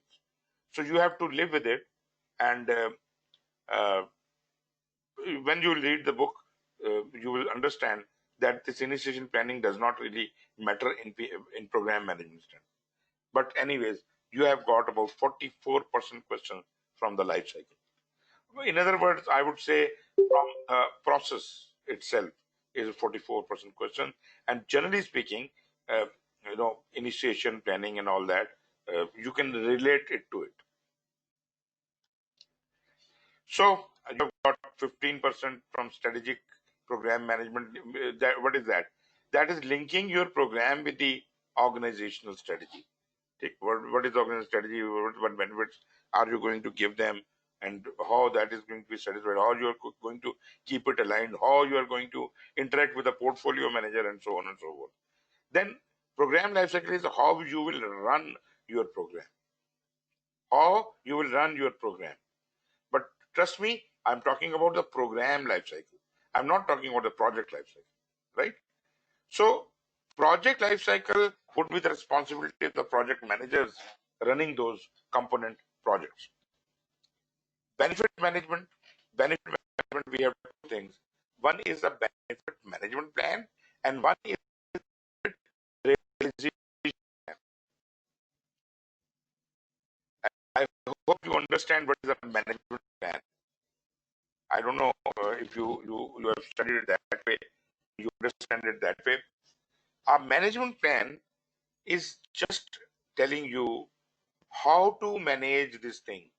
It does not tell you exactly the details about it. It provides you guideline that when you are calculating the time, please take into consideration these points. This is a guideline. This is a management plan. So benefit management plan is how the benefits are generally going to be managed in this program. And later, benefit realization plan is a detailed plan, exactly when, what benefit is going to come out and how it is going to be handled. This is the benefit realization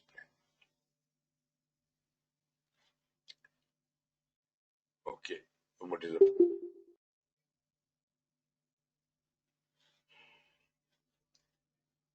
Just hold on. Something is wrong.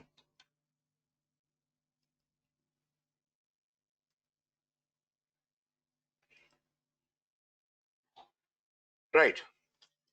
Let us move and see each one of these domains. Okay, I did some work on it, and I created a worksheet about this thing.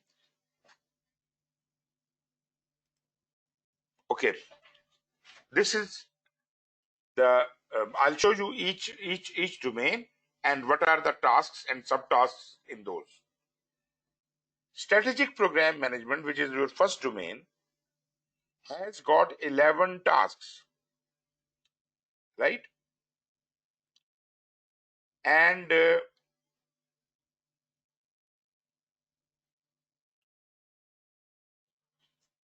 these 11 tasks will be will be carrying a weightage of 15% marks. 11 tasks and 15% marks, right? I'm not talking from the this is just a percentage. Now, out of 170 questions, you are likely to get about 25 questions from strategic program management. From program lifecycle, there are 35 tasks and 44% weightage. So that comes out to be around 75 questions. Out of 170, 75 questions are going to be from the life cycle, and further distribution of those questions would be 6% questions are coming from initiation. That means about 10 questions from initiation, about 19 questions from planning, about 24 questions from execution, about 17 questions from controlling, and 5 questions from closing. Then benefits management carries 8 tasks and 11% weightage, means about 19 questions. Stakeholder management, 7 tasks and 16% weightage, around 27 questions. And governance is 11 tasks and 14% weightage, meaning about 24 questions. So, in a nutshell, there are 170 questions. What should you be prepared? I expect that you will be able to target at least 85% marks. Only then you can be sure that you will pass. I'm not saying that pass percentage is very high. I am just saying to be very sure. You do not want to fail at the margin. And secondly, it is a percentile based exam, and you don't know what is the pass percentage today. They will never tell you. They'll just tell you are pass or you are fail. Therefore, you have to be extra safe. So prepare keeping in mind that you have to score 85 and above. That's it. Only then you are going to pass. But this worksheet will help you a lot. This is very convenient for you to understand how many questions are coming. If 75 questions from life cycle are distributed like this. This is a subtask. Okay, we'll talk about that. Let us move on to the examination content outline. जी जनाब, Shaul Hamid.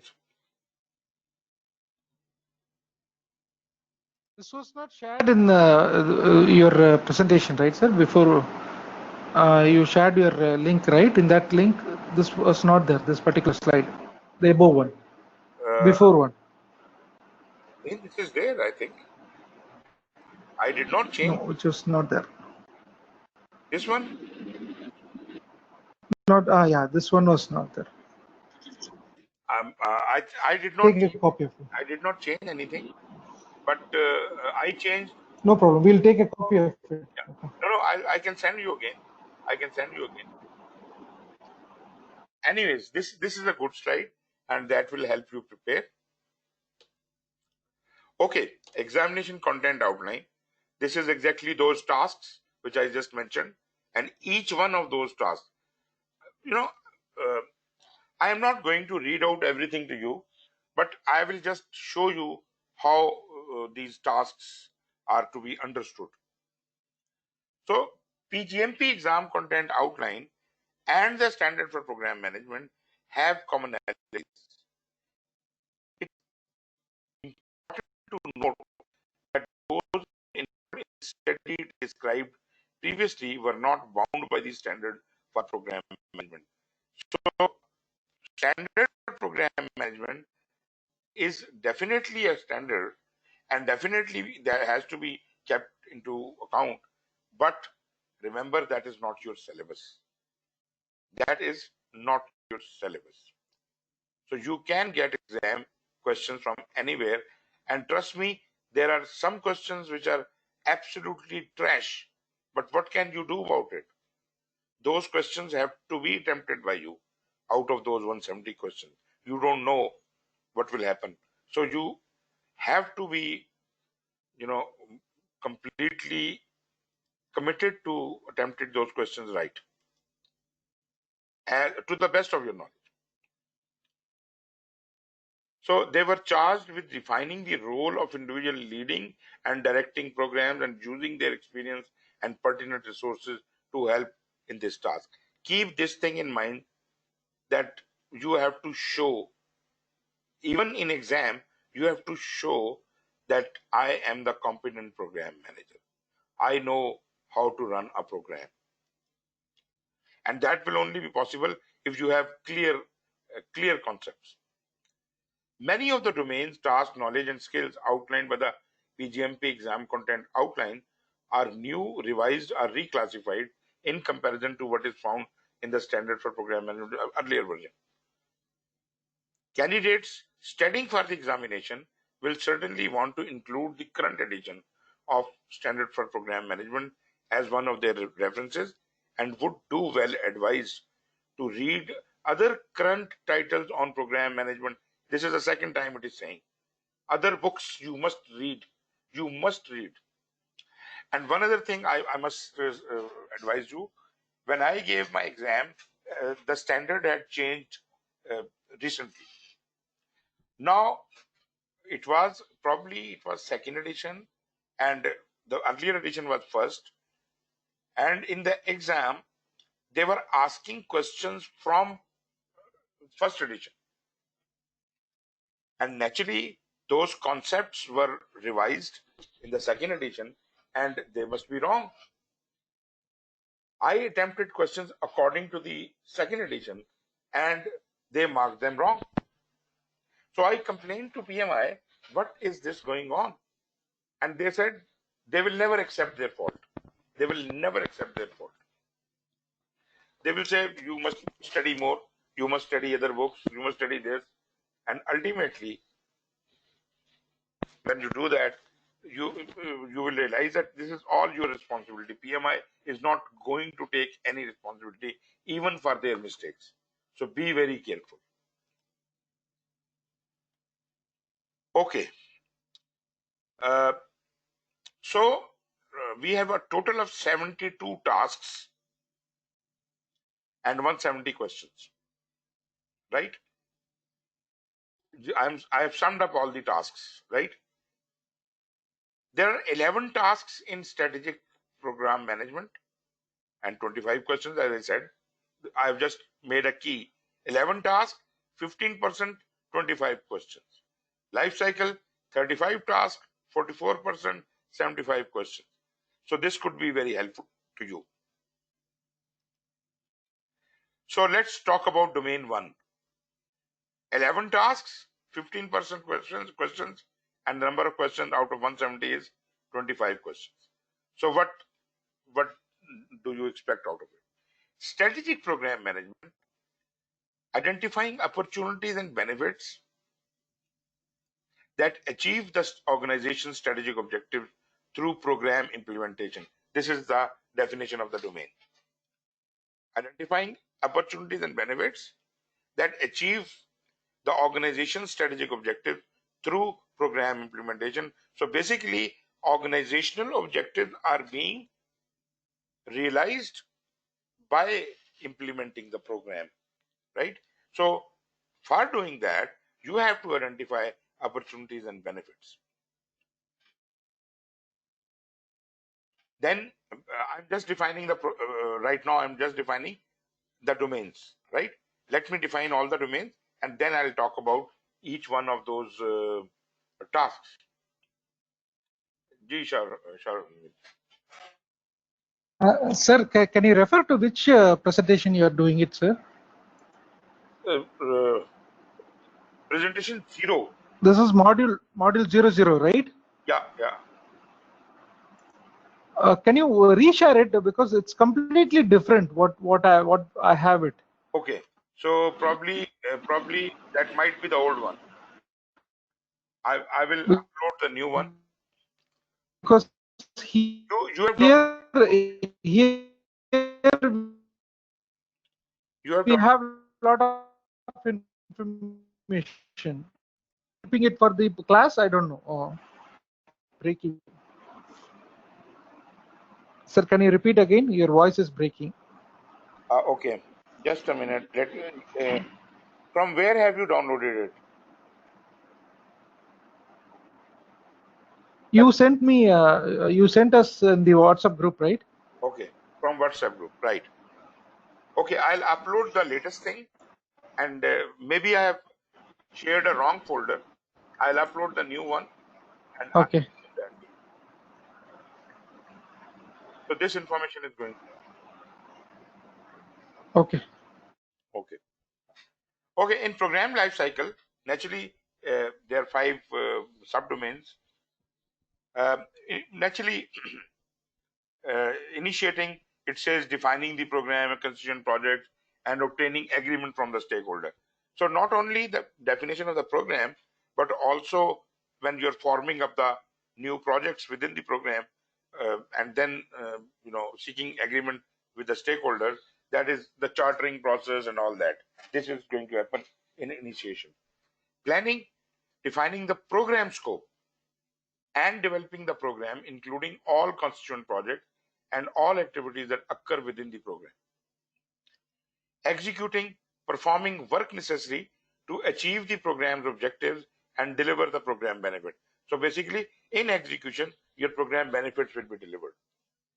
But I'm warning you again and again, as such in your standard for program management, you won't find initiation, planning, execution. It is not to be found anywhere. It is only explained here. Controlling, monitoring progress, updating program plans as required, and managing change and risk. And in closing, finalizing all program activity, including all constituent projects, execution, executing transition plan.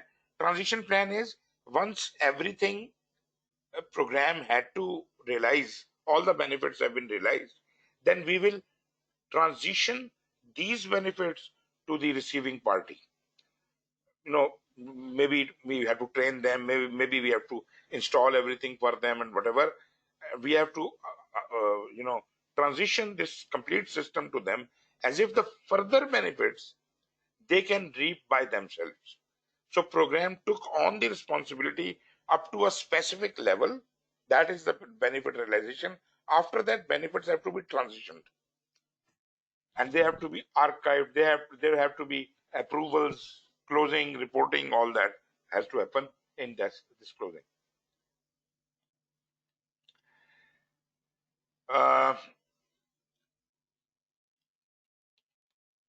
Okay, then is the benefit management.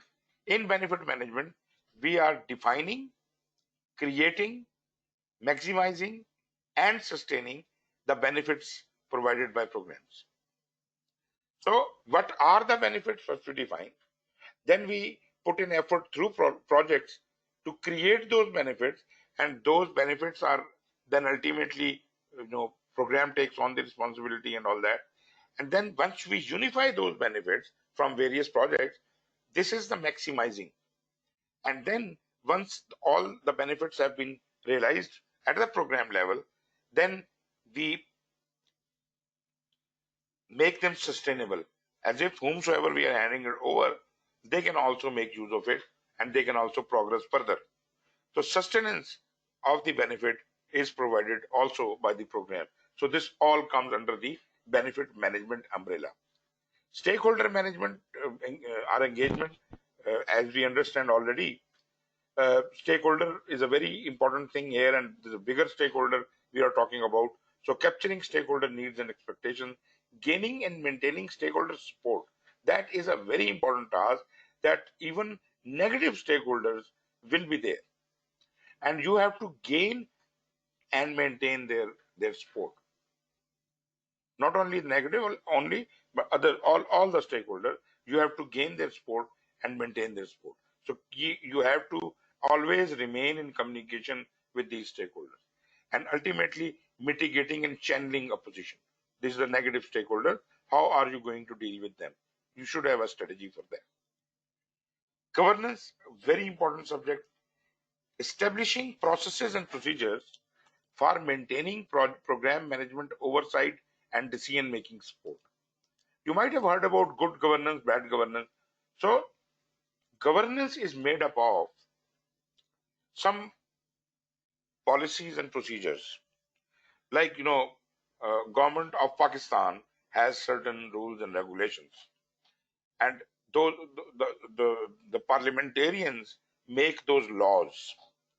Now, applicability of those laws on the public of Pakistan would be through police, judiciary, and other bodies. And these bodies, any one of these bodies, the parliamentarians, or the police, or the judges, any one of these parties, if they do not act well, then it is not a good governance at all. What is the fun in having a fantastic law created by the parliamentarians when police is not going to check and the judiciary is not going to punish? Or what if there are no good laws, but police is very efficient and judiciary is very efficient? Again, it is a bad governance.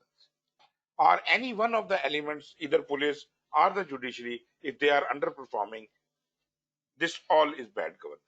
So this is a very fine difference. So whomsoever is establishing the processes and procedures, legal laws and everything, they are supposed to ensure how they will be, managed. So maintaining within a program management, program must inherit the governance structure from the higher level, from the organizational level. And then program must provide a governance structure to its projects. And that's how program management plan is created. The governance provided for the program management gives birth to the program management plan. Governance provided by program manager to the project managers gives birth to the project management plan. So project management plan and program management plan are directly associated with the governance mechanism, respective governance mechanism at project or program level. But this is like an umbrella. A project is always under a program, and if project is under a program, is always going to be under a program, and program is always going to be under a wider, bigger strategy. Maybe sometimes portfolio also has its own governance mechanism that comes in between the strategy and the program. So governance is very, very important. Okay, what else? Again, the same type of diagram. We have already made a very clear diagram already. Okay, let's move on to the first domain and let's talk about it in detail. We already said identifying opportunities and benefits that achieve the organization's strategic objective through program implementation. That was the basic purpose. These are the tasks. How many tasks are to be there? There are 7 tasks, 15% questions, and that is number of questions are 25. So if there are 25 questions out of the 7 tasks, just imagine how many questions from each task. 25 divided by 7. That comes out to be 3 to 4 questions out of every task from this list. 3 to 4 questions are you're going to get from each task. Now just look at it from where these 3 to 4 questions are coming. Task number 1, perform an initial program assessment. So just stop here. Perform an initial program assessment. When is he doing this program assessment? Probably before the program, whether the program is to be done or not. So he is probably indicating the feasibility study. So initial program assessment by defining the program objectives, requirements, and risks. So what is to be defined? Program objectives, requirements, and risks. Why? In order to ensure program alignment with organizational strategic plan, objectives, priorities, vision, and mission statement. So we generally call the strategic organizational strategy or business strategy. So basically that can be explained as the strategic plan, the strategic objectives, strategic priorities, vision, mission, all of this we have to keep aligned with that. We cannot go out of alignment with the organization, right? If we are not targeted towards the organizational objectives, then what are we doing? Then we may be misdirected. So we have to carry out a kind of a initial assessment based on these things. And what you need to define? Again, objectives, requirements, and risks, right? So just imagine 4 questions coming out of it. Let's see what is task number 2. Establish a high-level roadmap with milestones and preliminary estimates in order to obtain initial validation and approval from the executive sponsor. Naturally, program manager cannot come up with a detailed plan. The detailed things will be developed by the project managers. So at program level, you will, even before completing the program management plan, you will create a high-level milestone roadmap. High-level roadmap, which will generally explain what are the points where certain major milestones will be achieved, and generally lump sum what are the estimates expected out of them. These figures may not be correct. These figures may fluctuate, but then we can get them changed. At least to start the program, we will give this thing to our bosses, as if they can allow us. They validate this thing and they approve from the executive sponsor. That executive sponsor is my program sponsor. So basically, this is where we are getting our orders. So here, if you get 4 questions, the question could be from validation, from approval, from chartering, from roadmap and milestones and what not. So lot many things here which can form a question. Task 3.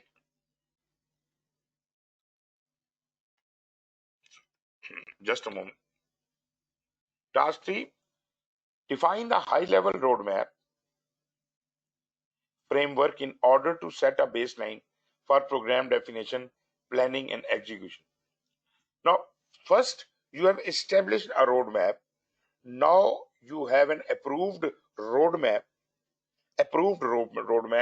Now you are trying to define this roadmap, this high-level roadmap, as if we can set baselines for program definition, planning, and execution. So generally, we are baselining the program based on the high-level roadmap. So the concept of baselining, if definition, planning, and execution, these could be candidate questions. Task 4, define the program mission statement by evaluating the stakeholders' concerns and expectations in order to establish program direction. Now, although you have come up with these things, and understand that these tasks are not essentially in a sequence. This is not exactly the sequence in which the things are going. These tasks may have been, you may be doing in parallel. So define the mission statement by evaluating the stakeholders' concerns and expectations. So mission statement establishment based on the stakeholder needs and expectations, as if we can establish the program direction. Because you see, if whatever we are imagining to be the program direction, most of the stakeholders are against it, then probably this is a recipe for failure. So we have to listen to the stakeholders and understand what they want and try to make them understand what we mean. And ultimately, maybe they're right and maybe we have to accommodate. Maybe they understand what we mean, and that's how we establish a consensus among these stakeholders about the program mission statement. Task 5, evaluate organization's capability by consulting with organizational leaders in order to develop, validate, and assess the program objectives, priorities, feasibility, readiness, alignment to the organization's strategic objective. So many things are going on. So we are trying to thoroughly analyze that whatever we have outlined, is it okay? Is it properly validated? Project objectives are correct, priorities are fine. So, and they are in alignment with the organization strategy. These things are important. Sixth, identify organizational benefits for the potential program. Of course, what is the net benefit at the end? What all are the organizational benefits which will mark the end of the program? Using research methods such as market analysis, high level cost benefit analysis. It can only be high level cost benefit because uh, we are not doing the detailed estimate. In order to develop the preliminary program scope and define benefit realization plan. Now is the time when we have done all the previous things and we have developed alignment with the organization strategy. This is the time where benefit realization plan comes into being. Benefit realization plan is how my benefits are going to be. This is very much dependent upon the high level roadmap of the milestones we just created. The benefit realization would be in accordance with those milestones after they have been readjusted by the stakeholders. Then we have got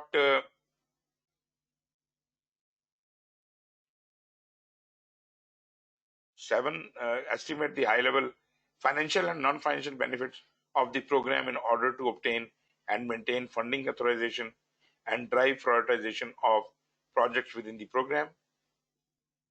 Evaluate program objectives relative to regulatory and legal constraints, social impact, etc. So you see, if you keep reading through them and if you can hold a highlighter and just keep underlining important concepts like legal constraints, what are the, wherever you have doubt, wherever you don't understand, just, mark it. And later when you are preparing, try to get answers for all those things which you have marked that you need to understand.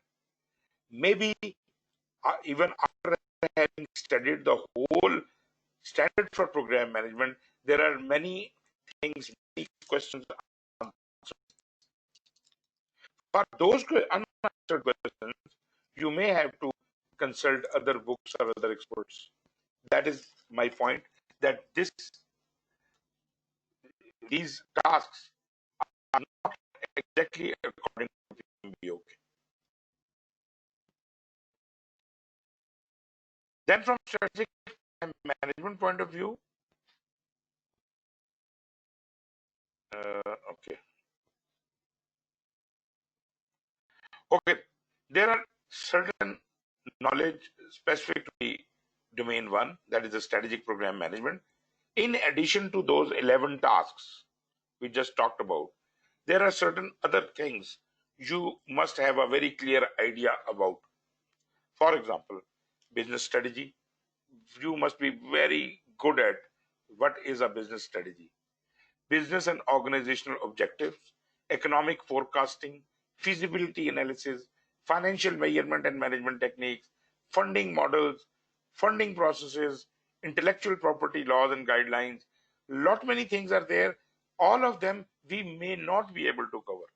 But at the same time, that is exactly why I was saying read other standards, portfolio management, program and constituent program charter, project charter development, program vision and mission, public relations, requirement analysis techniques. So you will learn more requirement analysis techniques from the standard for practice standard for requirement analysis. Scenario analysis, strategic planning and analysis, system implementation models and methodologies, trend analysis. You might be aware about some of these things, but a lot many things you may not. So that means you have to and where it is written a number in bracket, that means the same tool is also used in second domain or fourth domain or fifth domain. So the same topic may be there in the next domain also. Okay, in tasks for domain 2, we have got 35 tasks. And first of all is the initiation, out of which we have got 6 tasks and 10 questions. That means 1 to 2 questions from every task. So here in task 1, it says develop program charter using input from all stakeholders, including sponsors, in order to initiate and design programs and benefits. Very simple. Translate strategic objectives into high-level program scope. Translate strategic objectives into high-level program scope statements by negotiating with stakeholders. That's why I said we have to talk with stakeholders. It's not only that we have got the strategic objective and now we close our eyes and we just start doing whatever is the strategic objective. We have to see what our stakeholders are requiring. Both are important. You know, if strategic objectives do not cover the stakeholders, then this is very right to bring it to the notice of the higher management that your strategic objectives are not really benefiting any stakeholders and they are not interested. How can we gain advantage out of it? So they have to be accommodated in that. Then develop a high-level milestone plan using the goals and objectives of program, applicable historical information, and so on and so forth. You create a program work breakdown structure. To program WBS is a higher level thing. This is not exactly the project breakdown. Generally speaking, a program work breakdown structure would be defining the projects and one level down, meaning phases of every project. This much it will go down, not anymore. Develop an accountability matrix by identifying and assigning program roles and responsibilities in order to build the core team and to differentiate between the program and project resources. You see, program has got separate resources. Project will have separate resources. You see, if there was a school to be constructed, project has constructed it by using certain resources and handed it over back to program.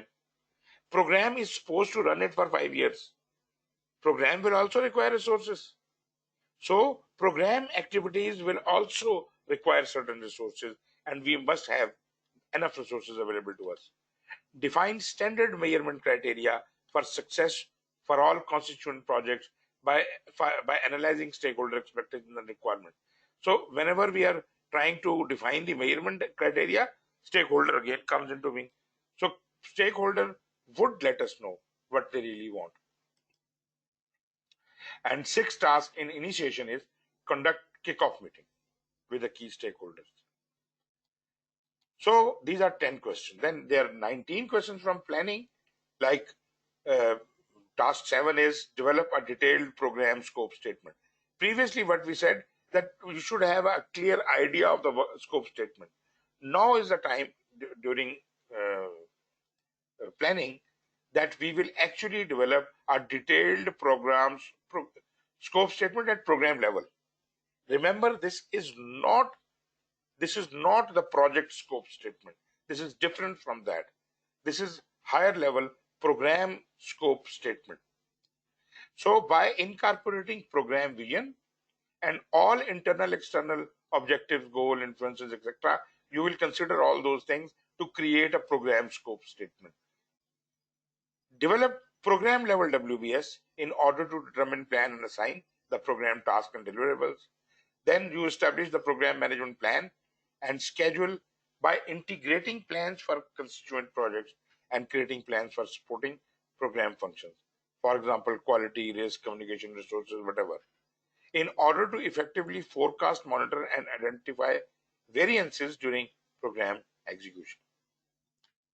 Optimize the program management plan by identifying, reviewing, and leveling resource requirements. You know, you are responsible for the prioritization of the resources and assignment of the resources. So you have to carry out certain kind of reviews, and you have to level the resources throughout the program. So this 10th task is about managing those resources across the program. Define project management information system. Why are you defining project management information system? We are doing it for the projects, for the component projects. Program manager, program management team defines the project management information system, what software they are using, what facilities they are providing for the project manager to do whatever he is doing. Maybe you standardize MS Project as a software and some other software for office workflow. So this is all your PMIS. Then task 12 is identifying and managing unresolved project level issues by establishing a monitoring and escalation mechanism. You should understand that issues, what are issues? Issues, anything which you cannot resolve by within your power. Whatever level you are responsible for, if you cannot resolve something, it becomes an issue. Right? If you have resolved it, then it's done. But if it is unresolvable at your level, you have an issue at hand. This must be entered into issue log, and there must be a proper escalation process. So next higher level will have more powers to deal with the issue. So you will escalate this issue to the next higher level with your recommendations, and he would then decide the fate of this issue. Maybe he can resolve it, maybe he can't. If he can't, he will further escalate it to the next higher level till it reaches the top level. Task 13, developing the transition, integration, and closure plan by defining exit criteria in order to ensure all administrative, commercial, and contractual obligations are met upon program completion. So how are you going to get out of our project or the program? So there must be very clearly defined exit criteria that all these conditions must have been met as if we can declare this project or this program complete. Task 14, develop key KPIs. KPIs by using decomposition mapping. Now, KPIs and balanced scorecard in order to implement scope and quality management system within program. Now, why are KPIs or this balanced scorecard important? This is the means by which I am going to measure how well my projects are performing. So within the program, these are my indicators which are showing how well we are progressing in certain areas. Because we are not micromanaging, we are only keeping certain flags up. These flags are my KPIs, and they are indicative that performance, how good the performance is going. Task 15, monitor key human resource for program and project roles, including subcontractors, identify opportunities to improve team motivation. For example, develop compensation, incentives, career alignment plans, and negotiate contracts in order to meet and or exceed the benefit realization objective. That all what I'm saying is at the program level, right? You will never stoop down to the level of a project, right? You will consider those issues which are program level issues, those resources which are program level resources. So whatever you are doing here, do not be overexcited. This is similar to project management. This is not the same level. The level is different. In execution, we have to charter and initiate the constituent project. Now the interesting part here is, now you will understand, when the program is in execution, the projects are in initiation. You understand my point? So If the execution is for 20 years, or may say 10 years, in these 10 years, at various points, various projects will start. So during this execution period, different projects will start and their charters will then be issued. So during this execution period, various projects will be initiated. The charters will be issued for those constituent projects by assigning project managers and allocating appropriate resources in order to achieve program objective. So we are in execution of the program while the projects are being initiated. Task 17, establish consistency by deploying uniform standards, resources, infrastructure, tools, and processes in order to enable informed program decision making. So at the program level, we have to ensure as much as possible that whatever rules we make, they are applicable to all. But naturally, I do understand that there would be certain things which would be applicable to specific projects. Those rules are to be established by those projects. But at program level, I will try to find the commonalities and establish consistencies as much as possible. I will try to have a uniform standard, resources, infrastructure as much as possible. But naturally, this cannot be a template. Task 18, establish a communication feedback process in order to capture lessons learned and the team's experience throughout the program. So some mechanism by which you capture the historical information. Lead human resource functions by training, coaching, mentoring, and recognizing the team in order to improve team engagement and achieve commitment to the program goal. At program level, we are looking at number one, our own human resource within the program. I mean, the program activities, because program activity is a huge part of the project itself. Is a huge part of the program itself. The project components are running separately, but program activities are also going on.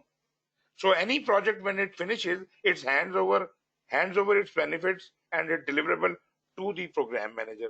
And program manager has a team who will actually be managing these operations. So there is a lot of operation going on within the program management activities, and that is exactly why the programs are so lengthy and elaborate. Task 21, execute the appropriate program management plans, for example, quality, risk, communication, resourcing, etc., using the tools identified in the planning phase and by auditing the results in order to ensure the program outcomes meet stakeholder expectations and standards. Time and again, we are focusing on the stakeholder expectations and standards. You understand this, as I said earlier, it is not only the organizational objectives. Stakeholder is equally an important entity, right? And as I explained earlier also. Task 22, consolidate projects and program data using predefined program plan reporting tools and methods in order to monitor and control the program performance and communicate to the stakeholders.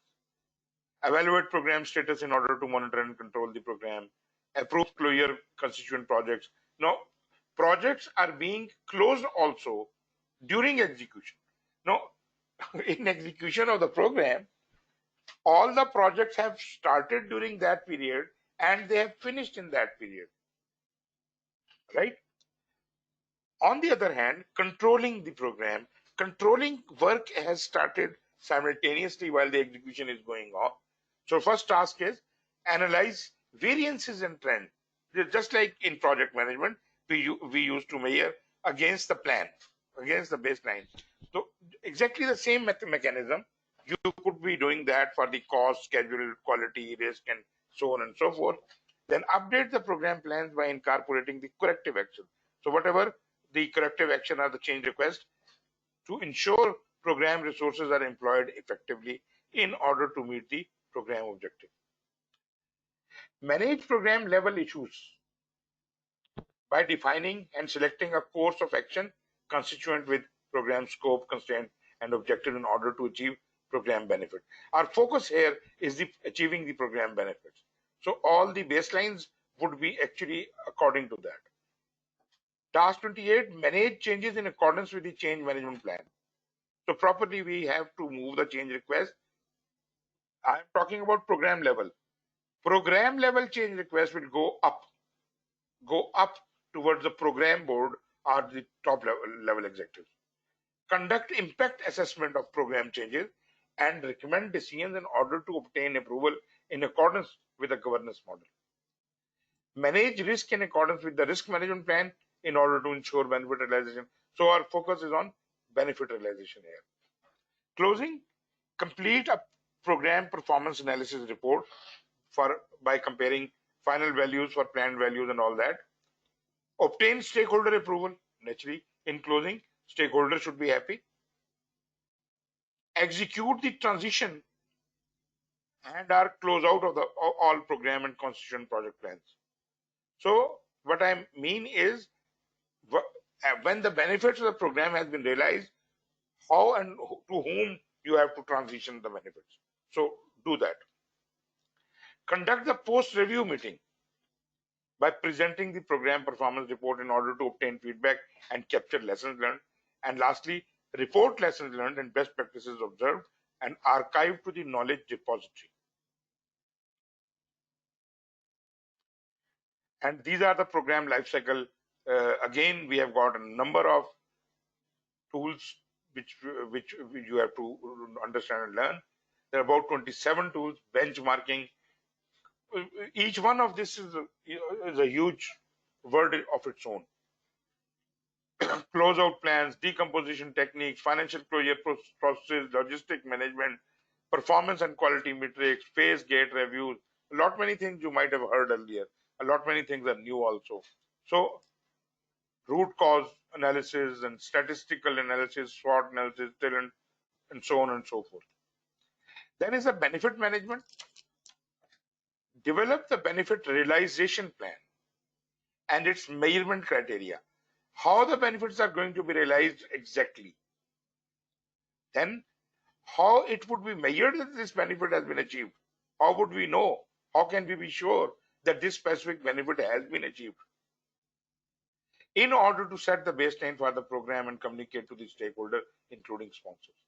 Identify and capture synergies and efficiencies identified throughout the program lifecycle in order to update and communicate the benefit realization plan to stakeholders. So whatever we have done in execution, we will have to consolidate that information as if it can be communicated to the stakeholder. Develop a sustainment plan that identifies the processes, measures, metrics, and tools necessary for management of benefits beyond the completion of program. Note this thing. The benefits may continue after the program has been completed. So whatever we are transitioning, the sustainment plan is after transition, how the operation people will keep benefiting from this. Transition was only shifting the benefit to the other party. Sustainment is we are providing them a plan how they will keep reaping the benefits out of this for time to come.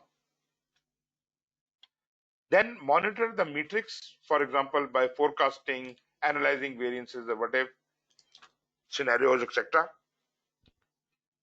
Task 5, verify that the close transition and integration of the constituent projects and the program meet or exceed the benefit realization criteria in order to achieve program strategic objectives.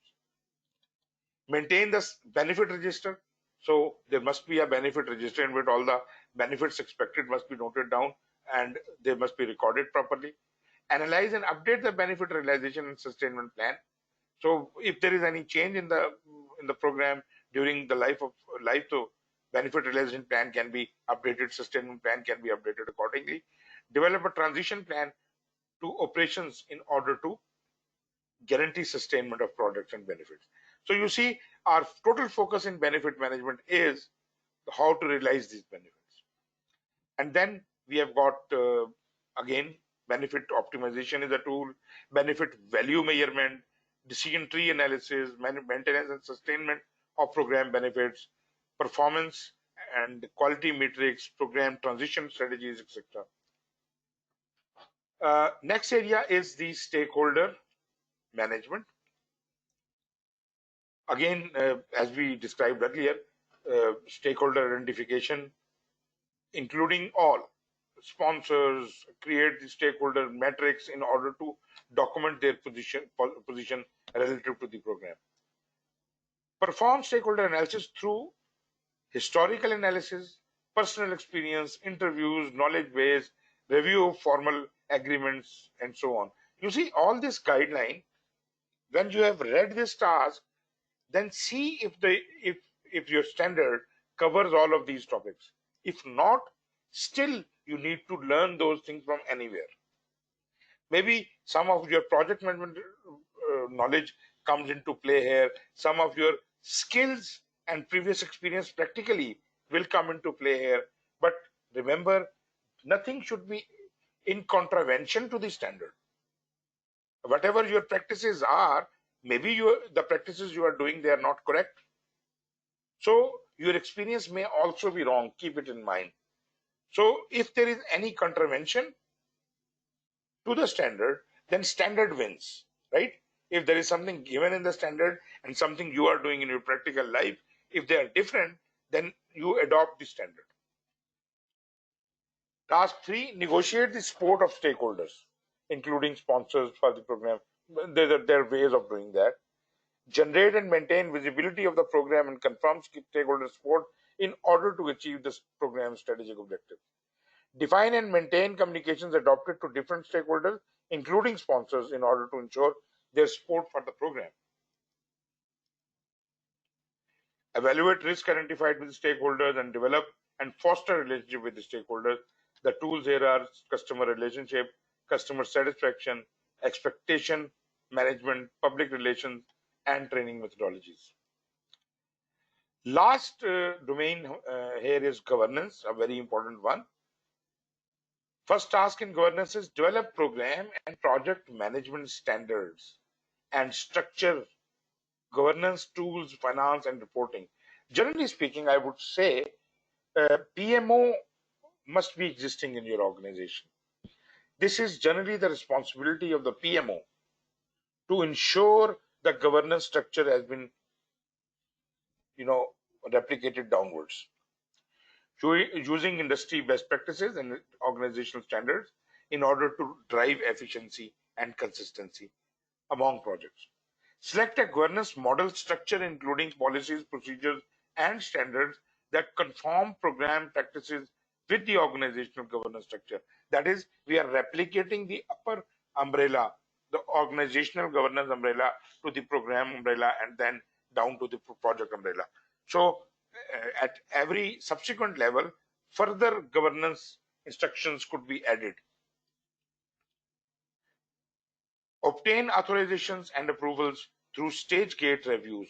Stage gate, I hope you understand, when you pass through a phase, you stop and you get the approvals. Until and unless you get the approvals, you cannot enter into the next gate, into the next phase.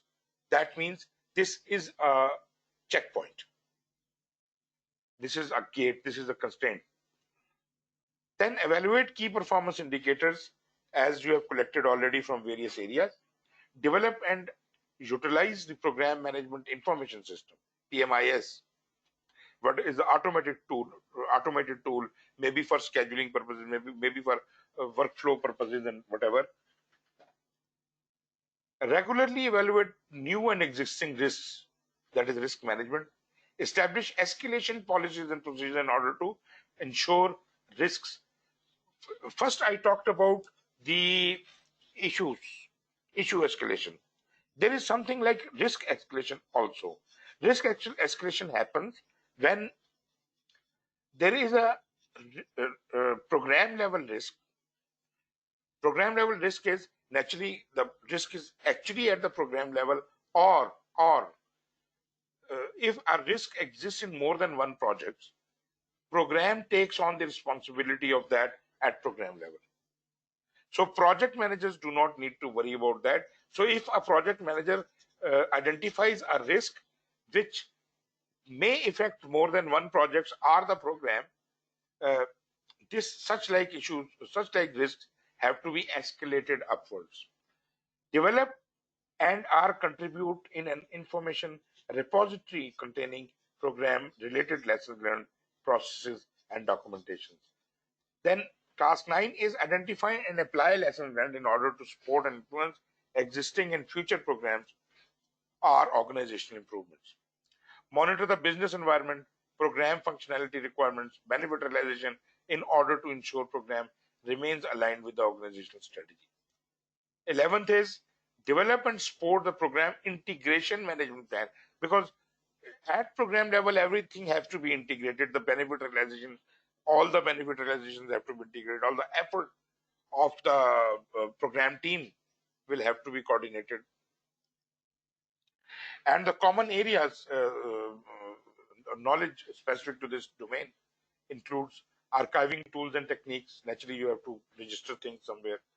Business organizational objectives, closeouts, compositions and responsibilities, financial closure, go no go decision, that is a stage gate, governance models, governance processes and procedures, metrics, performance analysis and reporting techniques, phase gate reviews, program and project change requests, statistical analysis. So this is all your syllabus. And then in addition to all that, this is a long list of core knowledge from whole of the syllabus. So you must understand all of these terminologies, right?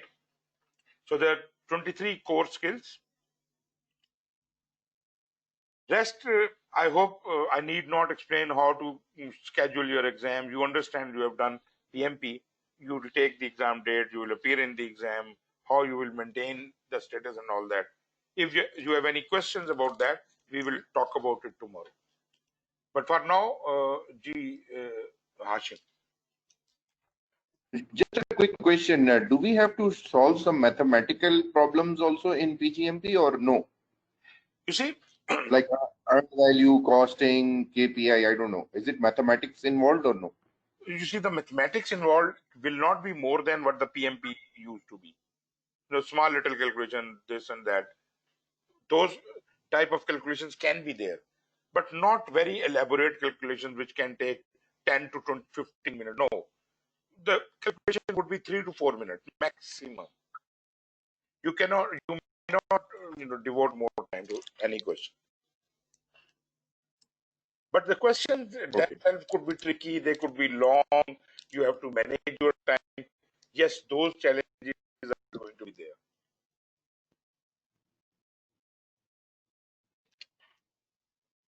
Shalom.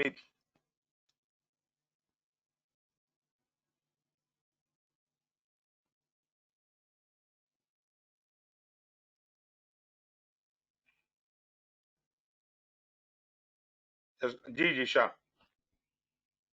Sir, whenever you have time, maybe next week or okay, just to refresh, if you can refresh, or you can no, because long time I've done it in 2012. The PMP now, whether we are using it or not, it's a different story. This earn value, those things. No, if you refresh, it will be good, sir. I will do that. If you can. I will do that wherever some concepts come in. I'll talk about them in Okay. detail. But naturally, Inshallah. I cannot give you the whole overview of the PMP because that is almost okay. No. Only this mathematical, Suhail. This anything related to earn value, those things only. Only mathematical things. Of course, that I can do. Mr. Hilal pointed out, no, those things only. Yeah, of course. We'll do that. Okay, sir. Thank you. Yeah. Everybody is satisfied today? Thank you, sir. Okay. Alhamdulillah, sir. Alhamdulillah.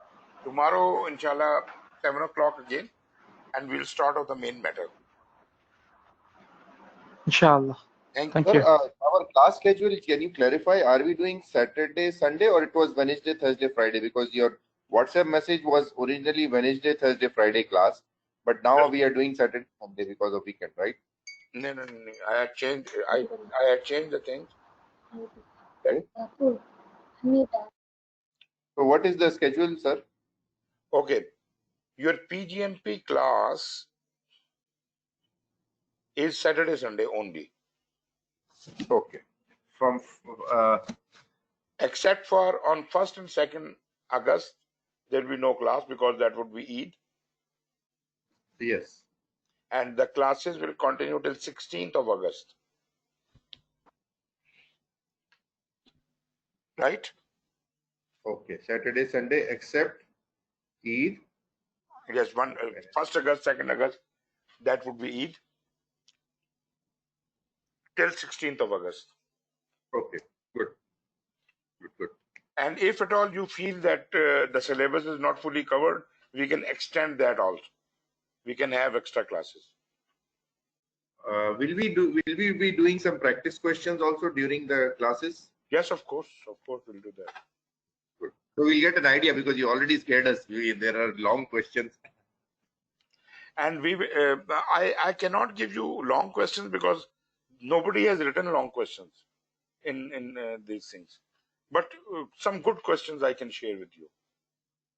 Okay. Right, I will upload your presentations again, and tomorrow once you download them from there, everything will be refreshed. So goodbye. See you tomorrow, 7 o'clock. Thank you very much and take care. Bye. Inshallah, sir. Thank you. Take care. Assalamu alaikum.